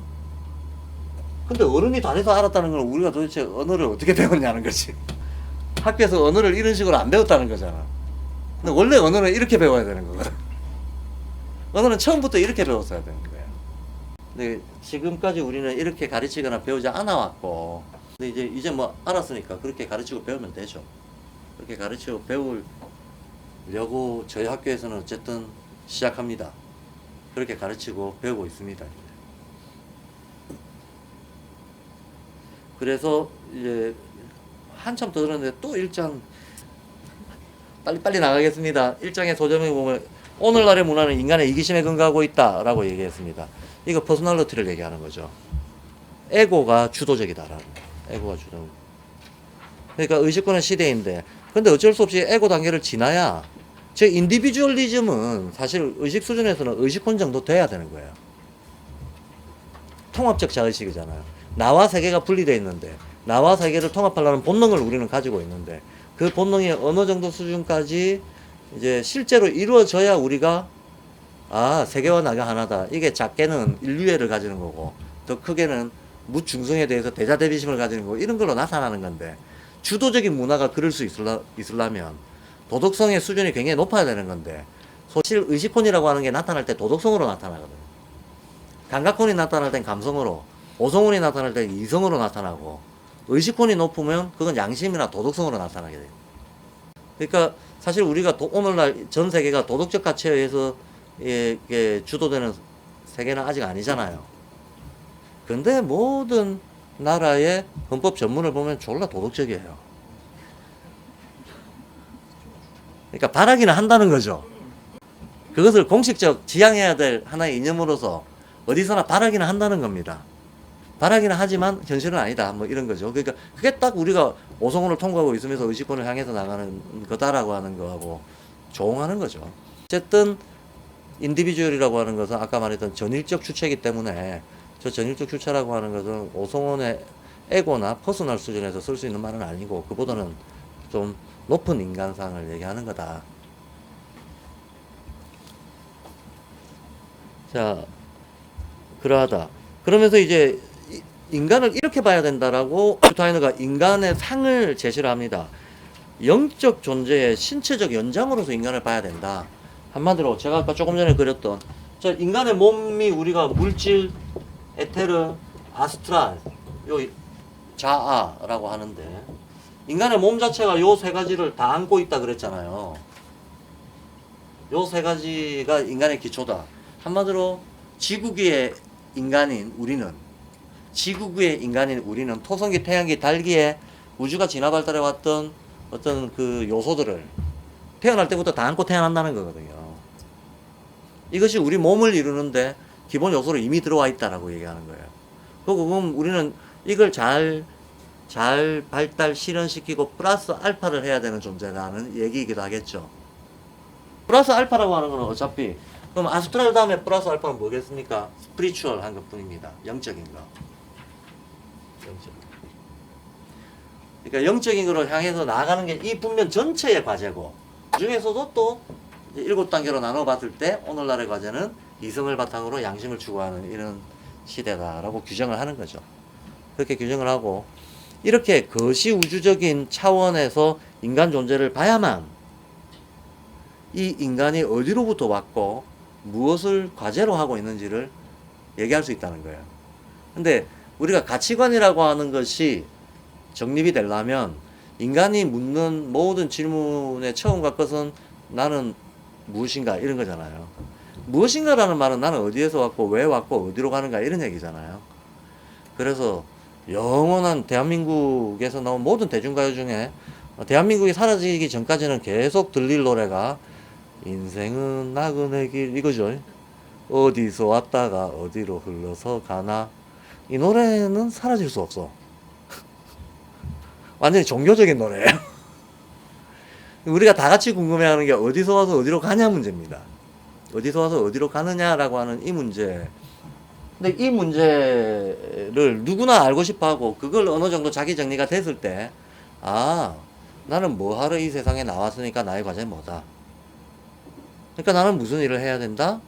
그러니까 나의 행위 판단 기준은 뭐가 되고 하면서 가치관이라고 하는 게 쓸 수가 있다는 거예요. 자기 기원과 목적에 대해서 정리가 안 돼 있으면 가치관 정립이 흐릿할 수밖에 없다는 거예요. 그래서 우리 인류 전체로 봤을 때 인류의 기원과 목적을 설명해 주는 게 이게 지구의 진화사잖아요. 마찬가지로 한 인간 존재로 봤을 때는 그 사람의 기원과 목적을 설명해 주는 것은 카르마인 거죠. 카르마인 거죠. 이제 그런 식으로 인간을 바라봐야만 실상을 볼 수 있다라고 슈타인은 얘기하는 겁니다. 그리고 그렇게 바라봐요. 그럼 교사가 그럼 인간의 어떤 그 삶의 과제가 뭐겠는가 하면 자기 카르마를 이해하고 그 카르마에서 주어져 있는 과제를 실현하고 그 실현한 거를 바탕으로 플러스 알파 진화하고 하는 것이 각 개별 인간들의 과제다라고 보는 거죠. 그렇게 개별 인간들의 과제다라고 우리가 인정한다면 교사가 아이들을 가르친다는 것은 무엇이겠는가? 아이들을 가르치는 것은 표준화된 지식을 밀어넣는 게 교육의 목표가 아니고 그 아이가 자기 카르마를 발견하는 걸 도와주는 게 목표다라는 거야. 이게 카르마라는 말을 써서 좀 불편하다면 실은 자기의 고유성이 무엇이고 따라서 자기가 어떤 삶을 살아갈 수밖에 없고 살아가야 하고 살아갈 것인가에 대한 이해를 바탕으로 아이가 그 삶의 모습이 어떤 것이라 할지라도 그걸 고귀하고 당당하게 받아들이고 해나갈 수 있도록 도와주는 거. 이게 교육이다라고 정의하는 겁니다. 이래서 근대의 그 첫날 얘기했던 교육의 상황은 완전히 달라지게 되는 거예요. 교육의 상이 달라지게 되는 겁니다. 교사는 일방적으로 리드하는 사람이 아닙니다. 그래서 설사 교사가 학생보다 지식적으로 더 부족하다 할지라도 걔가 자기 운명을 발견하는데 도움을 줄 수 있다면 그게 교사야. 근데 내가 어떤 사람으로부터 가르침을 받는다는 것이 반드시 지식을 통해서만 되는 건 아니잖아요. 지식을 통해서만 되는 건 아닙니다. 우리는 지식이 아닌 방식으로도 얼마든지 큰 메시지를 전하고 받고 주고 할 수가 있어요. 그래서 교사의 상이 달라져 버립니다. 영적인 존재가 우리가 영계에서 왔다라고 하는 것을 인정해야만 교육이 무엇이고 교사의 역할이 무엇인가가 발도르프 교육의 정체성에 해당하는 이 부분이 이제 정리가 된다는 겁니다. 정리가 되고 아이들 역시도 이 아이가 영계에서 온 존재고 자기 과제를 찾아서 온 존재라고 우리가 마음으로 인정할 때에만 아이들을 신성한 존재로 대할 수 있게 된다는 거예요. 그래서 슈타이너가 이 이기적이고 유물론적인 문화에 처해 있는 인간들은 교육을 그저 표준화된 지식 밀어넣는 걸로 이해할 뿐만 아니라 진화론적인 사고가 애를 동물의 새끼로 보게 만든다 그러잖아요. 유물론적으로 보면 새끼 동물이잖아요. 그러나 아무리 그 인간이 아직 미숙하다 할지라도 모든 인간은 실은 어떤 영적 존재다라고 하는 거예요. 태생 자체가 영적 존재다라고 하는 거를 알아야만 거기에서 이제 제대로 된 교육이 시작할 수 있다라고 얘기하고 있습니다. 그 다음 그러면서 인간은 두 가지 복합적인 삼원성을 가지고 있다 그래요. 여기서 왜 두 가지라고 얘기를 하는가 하면 자 사실 어떤 동양의 태극이라고 하는 건 어제도 영이 물질을 창조했다는 거 얘기할 때 제가 이 영이 정신이나 물질 두 중에 하나 아니다 그런 얘기 했잖아요. 태극이라는 개념 자체가 애초에 정신 물질이 섞여 있는 개념이거든요. 그게 스피릿입니다. 그로부터 우리는 나왔습니다. 우리가 뭔가 창조를 한다고 했을 때 자기 안에 없는 걸 창조할 수 없어요. 인간의 창조의 끝은 자기를 딱 닮은 걸 내놓는 것 뿐입니다. 자기 안에 없는 걸 못 만듭니다. 그죠? 망원경 이거 눈을 연장시킨 거잖아요. 자동차 발을 연장시킨 거잖아요. 컴퓨터 두뇌를 연장시킨 거 아닙니까? 사실은 자기 안에 있는 것을 외화시키는 거예요. 자기 안에 있는 것을 구조적으로 외화시키는 과정을 통해서 우리는 기술 문명을 발달시켜 왔습니다. 근데 이게 인간만 그런 게 아니고 인간을 보면 신의 행위도 사실은 유추할 수 있는 겁니다. 그 어떤 존재도 창조를 한다고 했을 때 자기 안에 없는 건 창조 못해. 당연한 얘기입니다. 있는 걸 드러내는 겁니다. 있는 걸 드러내는 건데.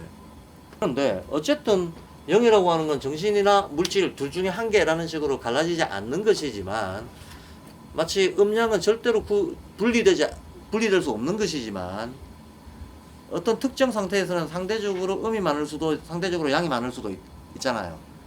주도권과 배율은 달라지잖아. 어떤 특정 상태에 있어서 주도권과 배율은 달라지는데 이 주도권 배율이 달라지면 우리는 세계를 분류하기 위해서 여기에다 명칭을 부여하고 인식하기 위해서 어느 명칭을 부여하는 과정에서 모종의 생략과 단정을 해버리거든요.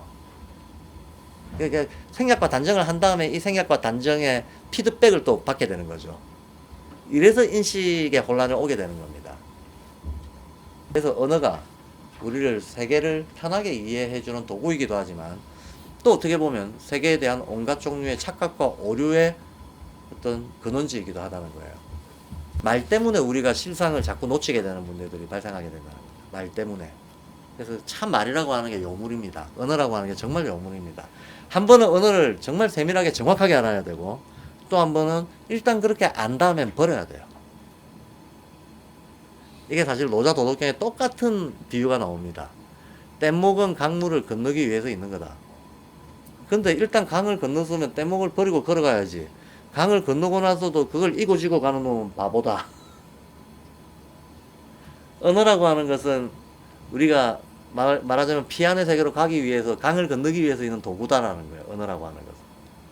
그래서 일단 그 언어를 쓸 만큼 썼으면, 즉 이해할 만큼 이해했으면 그때는 언어에 매이지 말고 세계 실상에 직진해야 된다라는 거예요. 근데 그때도 언어를 못 부리고 거기에 끄달려 있으면 결국은 본질에 접근하지 못한다는 얘기예요. 그래서 한 번은 익히고 한 번은 버려야 돼. 근데 이거 다 마찬가지입니다. 우리가 자의식이라고 하는 것도 에고라고 하는 것도 한 번은 없어서는 안 되는 소중한 것이었다가 일단 확립이 되고 나면 얘를 다시 상대화시키고 거리를 둬야 되는 것처럼 모든 것이 다 그렇다. 자, 그래서 슈타이너가 우리가 두 개의 담지성을 가지고 있다고 얘기를 하는데요. 이 두 개의 담지성은 어디서 나오는가 하면 정신물질 구별론을 가지고 두 개의 담지성이라고 하는 거예요. 정신물질, 정신이라기보다는 영적인 거하고 감각적인 거. 영적인 것과 감각적인 거. 우리 인간을 크게 나누면 옛날에는 우리 인간을 만약에 두 개로 나눴을 때는 태양계였다면 몸과 마음으로 나눠야 되겠죠. 근데 달기를 지나서 현재 지구기에 들어와 있는 우리 인간은 삼원적 존재인데 이 삼원적 존재를 질에 따라서 두 개로 나눈다. 상대화된 두 개로 나눈다 그러면 뭘 기준으로 나눌 거냐? 감각을 기준으로 나눠요. 감각에 구속되어 있는 상태, 감각의 구속으로부터 자유로운 상태. 그러니까 감각세계, 초감각세계 이렇게 나누는 거죠. 초감각세계라고 말을 하나, 초감각이라고 말을 하나, 고차세계라고 말을 하나, 영적인 세계라고 말을 하나, 다 똑같은 얘기지, 이거. 이거 사고의 세계라고 얘기를 해도 똑같은 얘기예요. 반대로 이쪽은 감각의 세계고, 현실 세계고, 물리적인 세계고, 으로 생각을 하시면 됩니다. 그, 감각에서 지각이 나오죠? 지각에서 감성이 나오죠? 감성이 추상화되면 오성과 이성이 되죠? 요 이성은 이 내부에 개념, 논리, 추론, 판단 이런 능력을 가지고 있죠. 물론 요 감각세계도 이제 또 요 안에서도 또 두 개로 나눌 수 있죠. 또 두 개로 나눠도 이 각 부분은 또 삼원적으로 나뉜다고 보는 거거든요. 요 안에서 또 감각세계를 두 개로 나누면 몸, 마음으로 나눌 수 있죠. 몸, 마음으로 나눠서 마음, 몸 이렇게 나누면 이렇게 나누면 몸 자체는 우주진화에서 지구에 오기까지 있었던 기운들이 종합되어 있다고 봐서 물질, 에테르, 아스트랄 요 세 개가 들어와 있다 이렇게 가정하잖아요. 그까지는 지금 요 장에서는 안 쓰고 있습니다. 두 개의 삼원성이라고 얘기를 할 때는 감각 기준으로 쫙 나눠가지고 요 아래에서는 요 책에 보면 그렇게 나와 있어요. 요 위는 영인, 생명력, 영적 자아 요거다. 여기는 감각권, 오성원, 의식권이다. 이렇게 얘기를 하고 있어요. 그러니까 초감각적인 영적인 상태도 한 3단계 정도의 단계가 있고 그 아래 감각의 영향을 받고 있는 마음도 한 3단계 정도 발달 단계가 있다라고 보는 겁니다. 우리 육체 자체에 대해서는 말은 안 하고 있어요. 여기서는 요 두 개를 가지고 있어요. 그 구별 기준은 감각이다. 이 감각이라고 하는 것도 그러니까 모든 게 우리가 한 번은 취하고 한 번은 버려야 된다 그랬듯이 한 번은 감각을 정말 예민하게 끝까지 발달을 시켜야 되고 또 한 번은 끝까지 발달을 시켜야 넘어갑니다. 사실 우리가 소위 모든 고등 종교에 있는 수행 전통이라고 하는 것들이 따지고 보면 감각을 체험하는 데 집중하는 거거든요. 감각을 극미세하게 체험할 수 있도록 유도하는 과정들이에요. 그렇게 해야 감각이 일으키는 장난질을 알아챌 수가 있거든. 그래야 초감각적 힘이 있다는 것을 체험할 수가 있거든요. 그래서 이 세계가 우리가 항상 뭘 볼 때 조심해야 될 게 이렇다 그러면 이건 저차고 이건 고차고 이건 좋은 거고 이건 나쁜 거고 이건 우월하고 이건 열등하고 이건 나쁜 놈이고 이건 추구해야 될 놈이고 이게 우리의 습관인 거죠. 그렇지 않죠. 마치 생태계에서 어느 한 단계라도 빠지면 개 전체가 다 무너지듯이 우리 인간도 이런 구성 요소를 갖고 있다 그러면 각각의 부분들을 다 발달시켜야 되는 거예요. 어느 한 부분도 빠지면 안 된다는 거예요. 오히려 어느 한 부분이라도 아래 단계가 생략돼 버리면 그만큼 기초가 약해가지고 윗 단계로도 못 올라간다라고 생각을 해야 되는 거죠. 그래서 감각권도 열심히 발달시켜야 됩니다. 오성원도 열심히 발달시켜야 되고. 근데 우리는 흔히 어느 한 부분을 이상화하고 다른 부분을 악마화하는데 너무 사람들이 습관적으로 길들여져 있어가지고 이런 사람들이 있어요. 솔직히 실제로 주변에서 보면 반지성주의를 공공연히 얘기하는 사람들이 있잖아요. 굉장히 많은 종류의 반지성주의, 흔하게 반지성주의가 있어요. 제일 흔한 거는 야 머리로만 생각하지 말고 가슴으로 생각해 이런 거죠. 아 쟤는 실천을 안 하면서 말만 잘해. 이것도 사실은 반지성주의예요. 실천과 이론이 떨어질 수 있나요? 떨어질 수 있나요? 그럼 그 많은 학자들은 실천 하나도 안 한 거네. 실천 하나도 안 했는데 왜 대우 우대를 받지? 그리고 어떤 사상가들의 정리 없이 그 어떤 거대한 인간의 행위 변화라고 하는 게 있던가요? 그럼 그 사람들은 몸은 안 움직였으니까 다 그냥 실천 없는 이론가들이었으니까 무시해도 되는 사람들인가요? 그러니까 그럴 수가 없는 건데도 우리는 일상생활에서는 마치 몸 움직이는 건 미덕이고 생각하는 거는 뭐 깨름뱅이고 라는 식의 아주 편리한 이분법을 사용을 잘 한단 말이죠. 이런 생각은 아마 저 새마을 운동의 기풍이 아니었나 는 생각도 듭니다. 새마을 운동, 그 군대 문화, 까라면 까 뭐 이런 문화 있잖아요. 그런 종류의 반지성주의 분명히 있습니다. 분명히 있어서 보고 감성은 굉장히 우아하고 아름답고 이런 거고 이성은 굉장히 드라이하고 계산적이고 이기적이고 이런 거라는 식의 또 생각을 갖고 있는 사람들, 이거는 감성우월론자들이죠. 이건 감성우월론자들입니다. 근데 이거에 정반대의 생각을 갖고 있는 사람들도 무수하게 또 많죠. 무수하게 많습니다. 그래서 마치 과학적 증거 없으면 아무것도 발언할 자격이 없다고 생각하는 사람들. 의사들이 한의사들을 의사 취급 안 하는 이유가 그런 거잖아요. 들어보려고도 안 해. 내가 알지도 못하면서도 맹목적으로 막무가내로 부정해요. 이것이 과학 패러다임에 어떤 라이센스가 없다 그러면 들을 가치도 없다라고 생각하는 폐쇄성을 봅니다. 그런 폐쇄성을, 그래서 제가 희대 발견을 하고도 안 푸지는 거야 이게. 국민정음 해례본의 이런 내용이 있습니다. 이거 제가 볼 때도 대단한 발견을 했는데 제가 국어학 박사가 아니잖아요. 사회 발언에 라이센스가 필요하다고 생각하는 이성주의자들, 우리 제도권을 딱 권력을 다 잡고 너는 발언할 자격이 없잖아. 너 일반인이잖아. 선수가 아니잖아. 라이센스가 없으므로 게임에 참가 못함. 이거 막아버리는 거죠. 그러니까 발언하는데도 자격이 필요한 거. 요런 게 이성주의자들의 소위 이성 만능주의자들의 일종의 관료화된 이성주의의 폭거인 거지. 만행인 거죠. 이런 만행들이 어디나 있습니다. 그러니까 우리는 흔하게 자기가 있는 상태 절대주의에 흔하게 빠져버리는 거죠. 자기가 감각혼적인 수준이면 감각혼이 만세다 뭐 이런 식으로 주장한다는 거야. 자기가 오성원 어중쩡한 상태에 있으면 오성원이 만세다 라고 주장하게 된다는 거예요. 각 단계의 편향을 거친다는 거예요. 근데 우리는 기본적으로 어떤 상태라도 그 상태 단독 우위라고 하는 거 있을 수 없다는 생각을 기본으로 가져야 된다는 거예요. 그리고 어느 하나도 외면되거나 이렇게 덜 중요한 것도 없지만 그렇다고 해가지고 그것만으로 되는 일도 하나도 없다라고 하는 항상 이런 정도의 기본 균형 감각은 가지고 있어야 된다라는 생각이 듭니다. 그래서 두 개의 삼지성을 가지고 있다라고 했을 때는 요거를 세 개로 나눠 가지고 요 책에 나와 있는 거는 제가 요 책에 나와 있는 정신이란 건 모조리 다 영이라고 이해하시라 그랬잖아요. 그러면 정신 자아라는 말을 써요. 그러면 영적 자아라고 쓸 수밖에 없죠. 줄이면 영아 이렇게 쓰는 게 낫겠다. 이것도 좀 이상하긴 하지만 영아라고 하면 저 영유아가 자꾸 떠오르잖아. 이러니까 한문을 안 쓸 수가 있나요? 동음이 이해가 얼마나 많겠습니까? 그 다음에 쓰자면 생명영, 그 다음에 여기 영인이라고 얘기를 하고 있습니다. 오히려 저쪽 그냥 그 신지학 용어로는 요걸 마나스라, 이 능력을 가진 사람을 마나스라고 하고 이걸 부띠라고 하고 요걸 아트만이라고 합니다. 그리고 이들의 능력치가 각각 다르다고 봐요. 요쪽은 형성화 능력이 뛰어납니다. 형상적 인식 능력이 영적인 수준으로 개발되어 있는 사람들이에요. 그래서 요쪽은 이미지네이션이라고 하죠. 이미지네이션 능력이 뛰어나고 요쪽은 인스퍼레이션 능력이 뛰어난다고 합니다.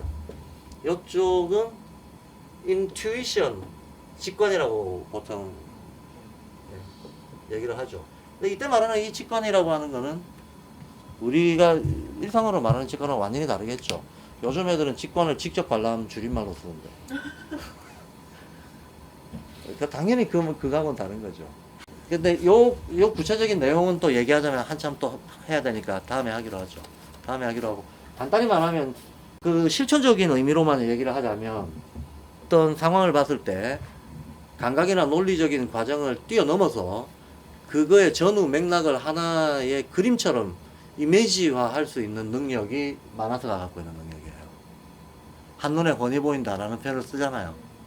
어떤 사람이 어떤 행동을 하면 왜 그 행동을 했고 배후에 뭐가 있고 이게 파장이 어떻게 되고 영향이 어디서 왔고 기타 등등등등등 이런 아주 복합적인 인과관계가 띡 보면 한눈에 보인다 라고 표현하는 이게 이미지네이션 능력입니다. 이미지네이션 능력입니다. 그러니까 한마디로 이성적인 추론 판단이라고 얘기하는 거 아주 복잡한 추론 판단 이런 것들을 그림 보듯이 한 방에 할 수 있는 능력 이런 걸 이미지네이션 능력이라고 합니다. 그런데 요거는 인스피레이션 능력은 안 봐도 안다. 이미지네이션 능력은 척 보면 안다 이런 거고 인스피레이션 능력은 안 봐도 안다. 지금 흐름이 어떻고 걔 캐릭터가 어떠니까 지금쯤 되면 얘가 요런 담화를 돌리고 있겠구나 하는 게 같이 보지 않아도 너무나 당연하게 메시지가 전달되는 거를 내면에서 내가 알 수 있는 것 같은 요런 영적인 능력을 인스피레이션이라고 합니다. 인스피레이션이라고 하는데 뭐 상상이 안 되죠. 저런 능력 경험해 본 적이 없으니까 상상이 안 되죠. 이걸 왜 붓디라고 하냐? 이 정도 능력 갖춘 사람이 붓디라는 거예요, 진짜로. 그 위에 있는 아트만이라고 하는 거는 이건 완전히 그냥 인간의 몸으로 나타난 신을 얘기하는 거예요. 그러니까 아트만 같은 저런 거를 이룬 신성은 사실 이건 인지학에서 하는 얘기인데 그럼 불교도들은 또 열받겠지만 근데 열받을 것도 없어요. 제가 어제도 그랬잖아요. 토성기가 지구기에 비해서 그럼 더 원시적인 거냐라는 거예요. 아니잖아. 더 종합적이고 더 원형적인 거잖아. 그러니까 자기한테서 태양기를 낳은 거지. 우리의 진화관념이 이게 순환적으로 세상이 돈다라고 생각을 해야 되는데 선형적으로 생각을 하니까 직선으로 생각을 하니까 뭐든지 이계하고 발전하고 이런 어떤 대비관계로 자꾸 생각을 하게 된단 말이야. 이 진화론이라고 하는 게 우리 사고를 어마어마하게 오염시킵니다. 그럼 엄마가 나를 낳았으면 내가 더 진화한 거고 엄마는 미개한 건가? 이렇게 생각하는 거 웃기는 거잖아요. 어쨌든 그 슈타이너는 붓디가 없었다면 그리스도도 없었다라고 얘기를 해요. 인류의 최초의 아트만을 인간의 몸으로 보여준 자가 바로 예수 그리스도다 이렇게 봐요. 인간 중에서는 아트만이라고 말할 수 있는 자가 예수 그리스도였다라고 보는데 그러면 이제 불교도들은 그럼 뭐 붓디가 한 단계 아래냐 이제 이거 가지고 열받는다는 거죠. 열받는데 이렇게 볼 수도 있는 거예요. 얘가 얘 스승이다. 얘가 얘 엄마다라는 거예요. 부처가 없었다면 그리스도도 없었다. 그래서 실제로 신비학 계열에서는 이게 또 상상 버전으로 퍼져가지고 살아있는 예수가 몇 살부터 몇 살 때까지 인도에 건너가서 부처한테 뭐 사사를 받았다는 둥, 뭐 공부를 했다는 둥, 이것도 동화 버전들이 퍼져 있죠. 동화 버전들이 상당히 많이 퍼져 있더라고 보니까. 우리 그 왜 사람들이 상상을 사실로 만드는 걸 하나의 놀이처럼 하잖아요. 어른들의 동화, 뭐 환단고기 이런 거, 어른들의 동화죠. 어른들의 동화 버전으로 또 신비학 쪽에도 어른들의 동화 버전들이 많이 퍼져 있는데 그 중에 대표적인 게 예수가 부처한테 가서 사사받았다는 얘기. 이걸 진짜 역사 사실인 양 그럴듯하게 막 증거 붙여가지고 이따만큼 써놓은 사람들이 있더라고요. 무협지 버전인 것 같아요. 자, 그래서 여기가 3원적으로 나뉘고 여기도 3원적으로 나누면 아시는 감각권, 오성은, 의식권 이렇게 나눕니다. 왜 하필 세 개로 나누느냐? 그거는 지구기에 들어오기 전까지 단계가 토성계, 태양계, 달계 세 개였잖아. 그 세 개를 기본 바탕으로 해서 플러스 알파 시키는 거기 때문에 다 세 개로 나눠요. 다 세 개로 나누고 그게 플러스 알파가 뭐가 들어간다라고 하는 게 말 안 하더라도 있겠죠. 그래서 인지학에서는 이 각각이 전부 이희라고 하는 어떤 영적 기운에 의해서 영향받고 있다. 이걸 자아체라고 합니다. 번역할 때는 이걸 자아체라고 번역해 버립니다. 저 지금 약간 오버했는데 제가 사흘째 들어오니까 알겠어요. 사실 강의 스타트 자체가 항상 15분, 20분 늦어요. 그래서 시간이 좀 잘리는 게 물론 저의 강의 속도의 문제도 있지만 지각한 분들 탓도 있습니다. 예, 그러니까 지금 오버한 거 아는데 지금 벌써 한 20분 정도 오버했습니다. 근데 요까지만 요거는 좀 마무리를 할게요. 안 그러면 1강 또 해야 돼서 이게 너무 지겹잖아요. 자, 그래서 이렇게 두 개 삼지성을 가지고 있는데 이럴 때 교사가 기본적으로 애한테 해줘야 될 게 뭐냐? 아까 교육이라고 하는 게 아이가 자기 카르마를 발견하고 실현하도록 돕는 게 교육이라 그랬잖아요. 조금 더 들어와서 그럼 도우려면 뭘 어떻게 해야 되냐? 돕는다는 게 뭘 돕는다는 거냐? 어떻게 해줘야 걔의 본질적인 성장과 자기 발견을 도울 수 있느냐? 라고 했을 때 굉장히 추상적인 얘기를 하고 있어요. 슈타이너가 어마어마하게 추상적인 얘기를 하고 있어서 이 부분의 실천적 의미가 뭔지를 우리가 놓치고 지나가는 경우가 많게 되는데 그냥 지나가면 안 되는 내용이 나옵니다. 두 개를 해야 된다 그래요. 두 개를 해야 된다. 첫째는 호흡, 올바른 호흡을 가리켜야 된다. 둘째는 잠, 꿈, 깸이라고 하는 의식의 세 가지 상태가 있는데 이거 연결시켜 줘야 된다. 이렇게 얘기합니다. 올바른 호흡을 가르치고 잠, 꿈, 깸을 연결해야 된다. 이러면 또 우리는 어떻게 하라고 그걸 상이 안 떠오르는 거죠. 구체적 상이 안 떠오르는 거죠. 구체적 상이 안 떠오르는데 일단 그 내용을 보면 호흡을 통해서 우리는 신진대사를 한다. 또 이런 또 구름 잡는 얘기를 합니다. 신진대사를 하면서 이게 신경 이런 거하고 연결되어 있고 감각하고 이게 연결이 된다. 라고 얘기를 해요. 그래서 호흡을 신경감각 과정과 조화시킴으로써 그 다음에 우리는 영적인 것을 어린이의 신체적인 삶 속으로 끌고 들어갈 수 있다 라고 얘기해요. 어차피 영성을 개발하는 것이 세계적인 목표잖아요. 지금 당장이 아니라 나중에라도 영성을 스스로 키워나갈 수 있는 존재로 아이들을 도와주려고 하는 거잖아요. 그죠? 그럼 어렸을 때부터 영적 잠재력을 이렇게 계속 태워줘야 되는데 영적 잠재력이라고 하는 것이 어디서 오는가? 아이들의 영적인 잠재력이 어디서 오는가 하면요. 지금 여기 자, 우리는 호흡을 합니다. 호흡을 함으로써 당연히 신진대사를 하죠. 호흡을 함으로써 저 산소가 들어가 가지고 피를 돌게 하죠. 근데 피를 돌게 하는 것뿐만이 아니죠. 심장을 뛰게 하고 호흡이 배부터 시작해 가지고 심장 배를 움직여 가지고 여기 그 대사기관들을 다 움직여 내는데 그뿐만이 아니고 우리가 이렇게 동양에서는 이렇게 표현합니다. 우리가 대사 과정에서 신진 대사 과정에서 자연과 대사 과정 교류 작용을 하는데 교류 작용을 할 때 자연에는 청기도 있고 지기도 있다. 지기는 먹고 사는 걸 통해서 대사 과정이 진행이 되고 청기는 호흡을 통해서 진행이 된다. 이렇게 얘기를 해요. 호흡도 먹었다가 내뱉는 거잖아요. 음식도 먹고 싸는 거잖아요. 본질적으로 똑같은 거죠. 근데 물리적인 음식들이 우리 몸 안으로 들어와서 어떤 처리 과정을 거쳐 가지고 우리한테 물질적인 영양을 공급하고 에너지로 변화가 되고 뭐 저거 저거 한 과정들이 있을 거 아닙니까? 마찬가지로 공기라고 하는 것도 들어와서 훨씬 더 미묘하고 복잡한 과정을 거쳐서 안에서 작용한다는 거예요.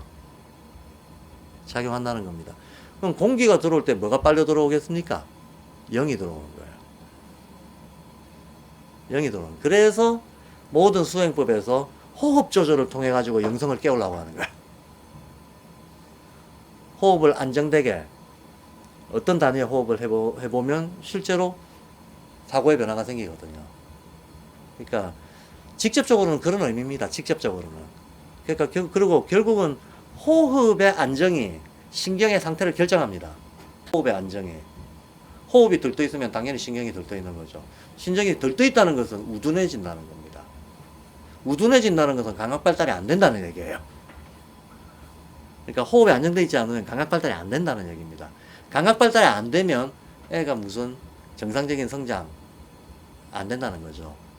그러면 이게 호흡이라고 하는 게 반드시 숨 쉬는 것만 호흡이냐 하면 그게 아니라 이 호흡이라고 비유할 수 있는 인간의 모든 행위. 그렇죠. 잠자는 시간과 깨어있는 시간의 균형. 동적인 것과 정적인 것의 균형. 무슨 말인지 알겠죠? 그걸 발도르프에서는 흔히 들숨 날숨이라고 표현을 하잖아요. 긴장하는 것과 이완하는 것의 균형. 이 모든 음적이고 양적인 것들의 균형을 안정시켜줘야 된다는 거예요. 그 안정을 통해서만 감각이 발달한다. 감각이 발달한다는 것은 신경이 발달한다는 겁니다. 신경이 발달한다는 것 자체가 내 안에서 영이 뛰어논다는 거예요. 영이 내 안에서 거주하면서 자기의 영역을 키워나가는 과정을 제공해 준다는 겁니다. 제공해 주는. 그럼 더 실천적으로는, 그러면 어렸을 때 애들이 신경 감각이 발달하려면 어떻게 해야 돼? 뛰어놀아야죠. 그러니까 자유롭게. 억압적이지 않은 상태에서, 보호받은 상태에서, 억압받지 않으면서도 보호받으면서 자유롭게 뛰어노는 거. 예, 이게 최고의 교육이다라고 하는 거는 발도르프에서 기본으로 생각하잖아요. 어렸을 땐 그렇고, 근데 이제 커서 어쨌든 뭐 성장하면서 사회화되는 과정에서 필요한 여러 가지 균형이 있잖아요. 그 긴장과 이완, 어떤 그 실제 물리적인 신진대사의 균형, 사회적인 관계의 균형, 이런 것들을 다 포함해서 올바른 호흡을 가르친다라고 표현하는 겁니다. 태극이라는 개념 자체가 애초에 정신물질이 섞여 있는 개념이거든요. 그게 스피릿, 이게 의지, 감성, 사고하고 연결되는 거잖아요. 깨어있는 상태를 사고의 작용이라고 보고, 감성적인 거를 꿈에다, 이건 물론 비유입니다, 비유. 또 요때 잠이라고 하는 것은 우리가 자각하지 못한다, 이런 뜻이에요. 자, 실제로 물론 의식은 뚜렷하게 우리가 체험할 수 있는 의식의 세 가지 상태가 잠들어 있는 상태, 꿈꾸는 상태, 깨어 있는 상태인 것도 명백하고요. 근데 하나의 비유로 봤을 때 그 비유가 실제로 의미하는 바는 우리가 무자각인 거는 다 잠이라 그래요. 근데 인식을 하긴 하는데 뭔가 모호하게 인식하는 거, 그거 다 꿈이라 그래요. 아주 명백하게 인식하는 건 깨어있다라고 얘기를 하는 거죠. 그러면 사실은 우리는 어느 정도 모든 순간에 저 장꿈깨미라고 하는 것을 늘 한꺼번에 가지고 있어요. 내가 지금 난 지금 깨어있는데, 아니지, 깨어있지만 나의 오장육부가 지금 어떤 상태에서 움직이고 있는 거는 지금 깨어있는 내가 무자각이잖아요. 그렇잖아, 무자각이잖아. 나는 깨어있지만 내 신체 안에서도 자각하지 못하는 부분들이 얼마든지 있다는 거야. 내 마음 안에서는 또 자각하지 못하는 부분이 없느냐? 있죠. 그러니까 나는 지금 깨어있는 상태인 것 같지만 실제로는 내 존재 안에서 내가 무자각한 것들이 얼마든지 있다. 그거에 대해서 나는 잠들어 있는 거야. 그럼 그렇게 완전히 무자각인 것이 있고, 알듯 말듯 하면서, 알듯 모를 듯 하면서 매모호하게 느껴지는 것들도 있잖아요. 그거에 대해서는 꿈꾸고 있다라고 얘기해야 되겠죠. 꾸고 있는 상태인 거예요. 거기 이제 명료하게 아는 상태가 그와 별도로 있는 거예요. 그런데 대부분 크게 보면 우리가 감성적인 상태, 이 감성적인 상태가 아까 조금 전에 얘기했지만 감각권, 오성은, 의식권 다 감성에 들어가잖아요. 이렇게 나눌 때는. 이 상태에서 인식하는 것들을 슈타인은 다 꿈이라고 지금 소위 깨달았다는 사람들 그거 다 꿈 같은 생각이다라고 얘기하거든요. 왜? 감각에 기초하고 있기 때문에. 감각에 기초. 세계의 실상은 우리의 감각은 세계를 배우게는 창이기도 하지만 세계를 착각하게 만드는 현실의 창이면서 오류의 창이기도 해요. 우리는 감각을 통하지 않고는 세계를 배울 수 없는데 감각을 통하면 틀림없이 왜곡된 방식으로만 접근하게끔 돼 있어요. 실상에 곧바로 못 들어가고 어떤 단계 과정을, 프리즘을 거쳐야만 들어갈 수 있게. 감각은 인간의 세계를 향하는 프리즘이라는 거예요. 근데 색안경이라는 거예요. 빨간 안경 끼면 빨갛게 보이고 파란 안경 끼면 파랗게 보이는데 세상이 진짜로 빨갛거나 파란 건 아니라는 거예요. 감각이 없으면 세계를 볼 수 없지만 감각을 통해서 본 세계는 절대 실제가 아니다. 감각도 이런 역설적 의미를 가지는 거죠. 그래서 감성적인 식에 있는 상태를 다 꿈에다가 비유해버립니다. 여기서 벗어나서 소위 영적인 작용으로 해서 사고가 체화됐을 때 그걸 깬 상태라고 해요. 그게 아까 말했던 imagination, inspiration, intuition 이런 능력들을 얘기하는 거예요. 그런 의식 능력들이나 돼야 그걸 깨어 있다라고 보는 겁니다. 근데 재밌는 건 요걸 연결해야 된다 그러잖아요. 근데 상대적으로 장군겜이 다 있을 거 아닙니까? 상대적 장군겜. 자기 수준이 1단계면 1단계 안에서도 장군겜이 있고 2단계면 2단계 안에서도 장군겜이 있고 3단계면 3단계 안에서도 장군겜이 있다는 거예요. 근데 자기의 전체적인 수준이 어디에 있든지 간에 자기가 처해 있는 수준에서 장군겜을 안 나는 것은 뭘까요? 자, 내가 지금 내 수준에서 장군겜을 안 나는 것은 뭘까? 사실은 잠하고 꿈하고 깨어있는 상태는 어쨌든 의식의 상태이긴 하지만은 존재적으로는 저게 다 나의 상태지 내 밖에 있는 건 아니잖아. 그거 내 안에서 동시에 이루어지고 있는 상태라 그랬잖아요. 그 별게 아니고 이런 겁니다. 내가 어떤 거를 요것은 뭐다라고 어떤 판단을 했다고 쳐봐요. 근데 이 판단에는 나도 모르게 폐, 불쾌 내지는 오호 이런 감정들이 들어간단 말이죠. 그러면 내가 이걸 뭐라고 판단하면서도 아 내가 이런 감정이 섞여 있구나 하는 거 알아라는 거예요. 이게 의식의 연결이에요. 자각하라는 거죠. 그럼 내가 지금 이런 감정이 일어나는 거는 또 어떤 상태 때문이다라고 하는 것도 자각하라는 거죠. 자각해 버릇해라는 거예요. 이 자각해 버릇 이게 일종의 장군겜의 연결입니다. 자기가 어느 수준에 있다 하더라도 자기 행위 동기에 대해서 자각해 버릇해야 된다. 그럼 자각해 버릇을 한다는 건 뭐 보통 일반적인 실천으로 나타날 때 뭐겠습니까?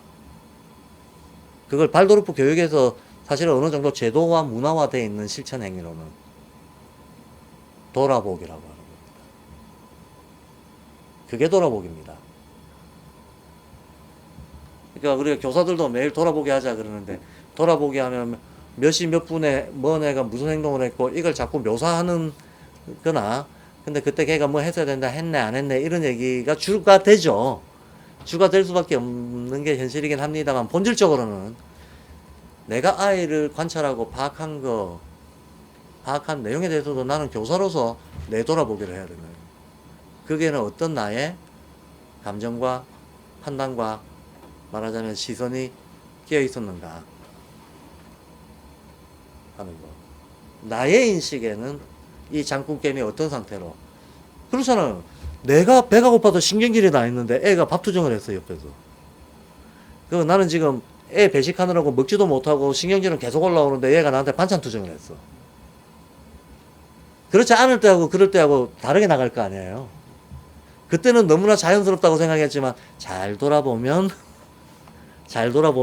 자기의 의미가 완전히 다르게 해석되겠죠. 이런 거 잘 돌아보라는 얘기입니다. 결국은 어느 수준에 있든지 자기가 무자각한 거, 자각하고 있는 거, 모호하게 아는 거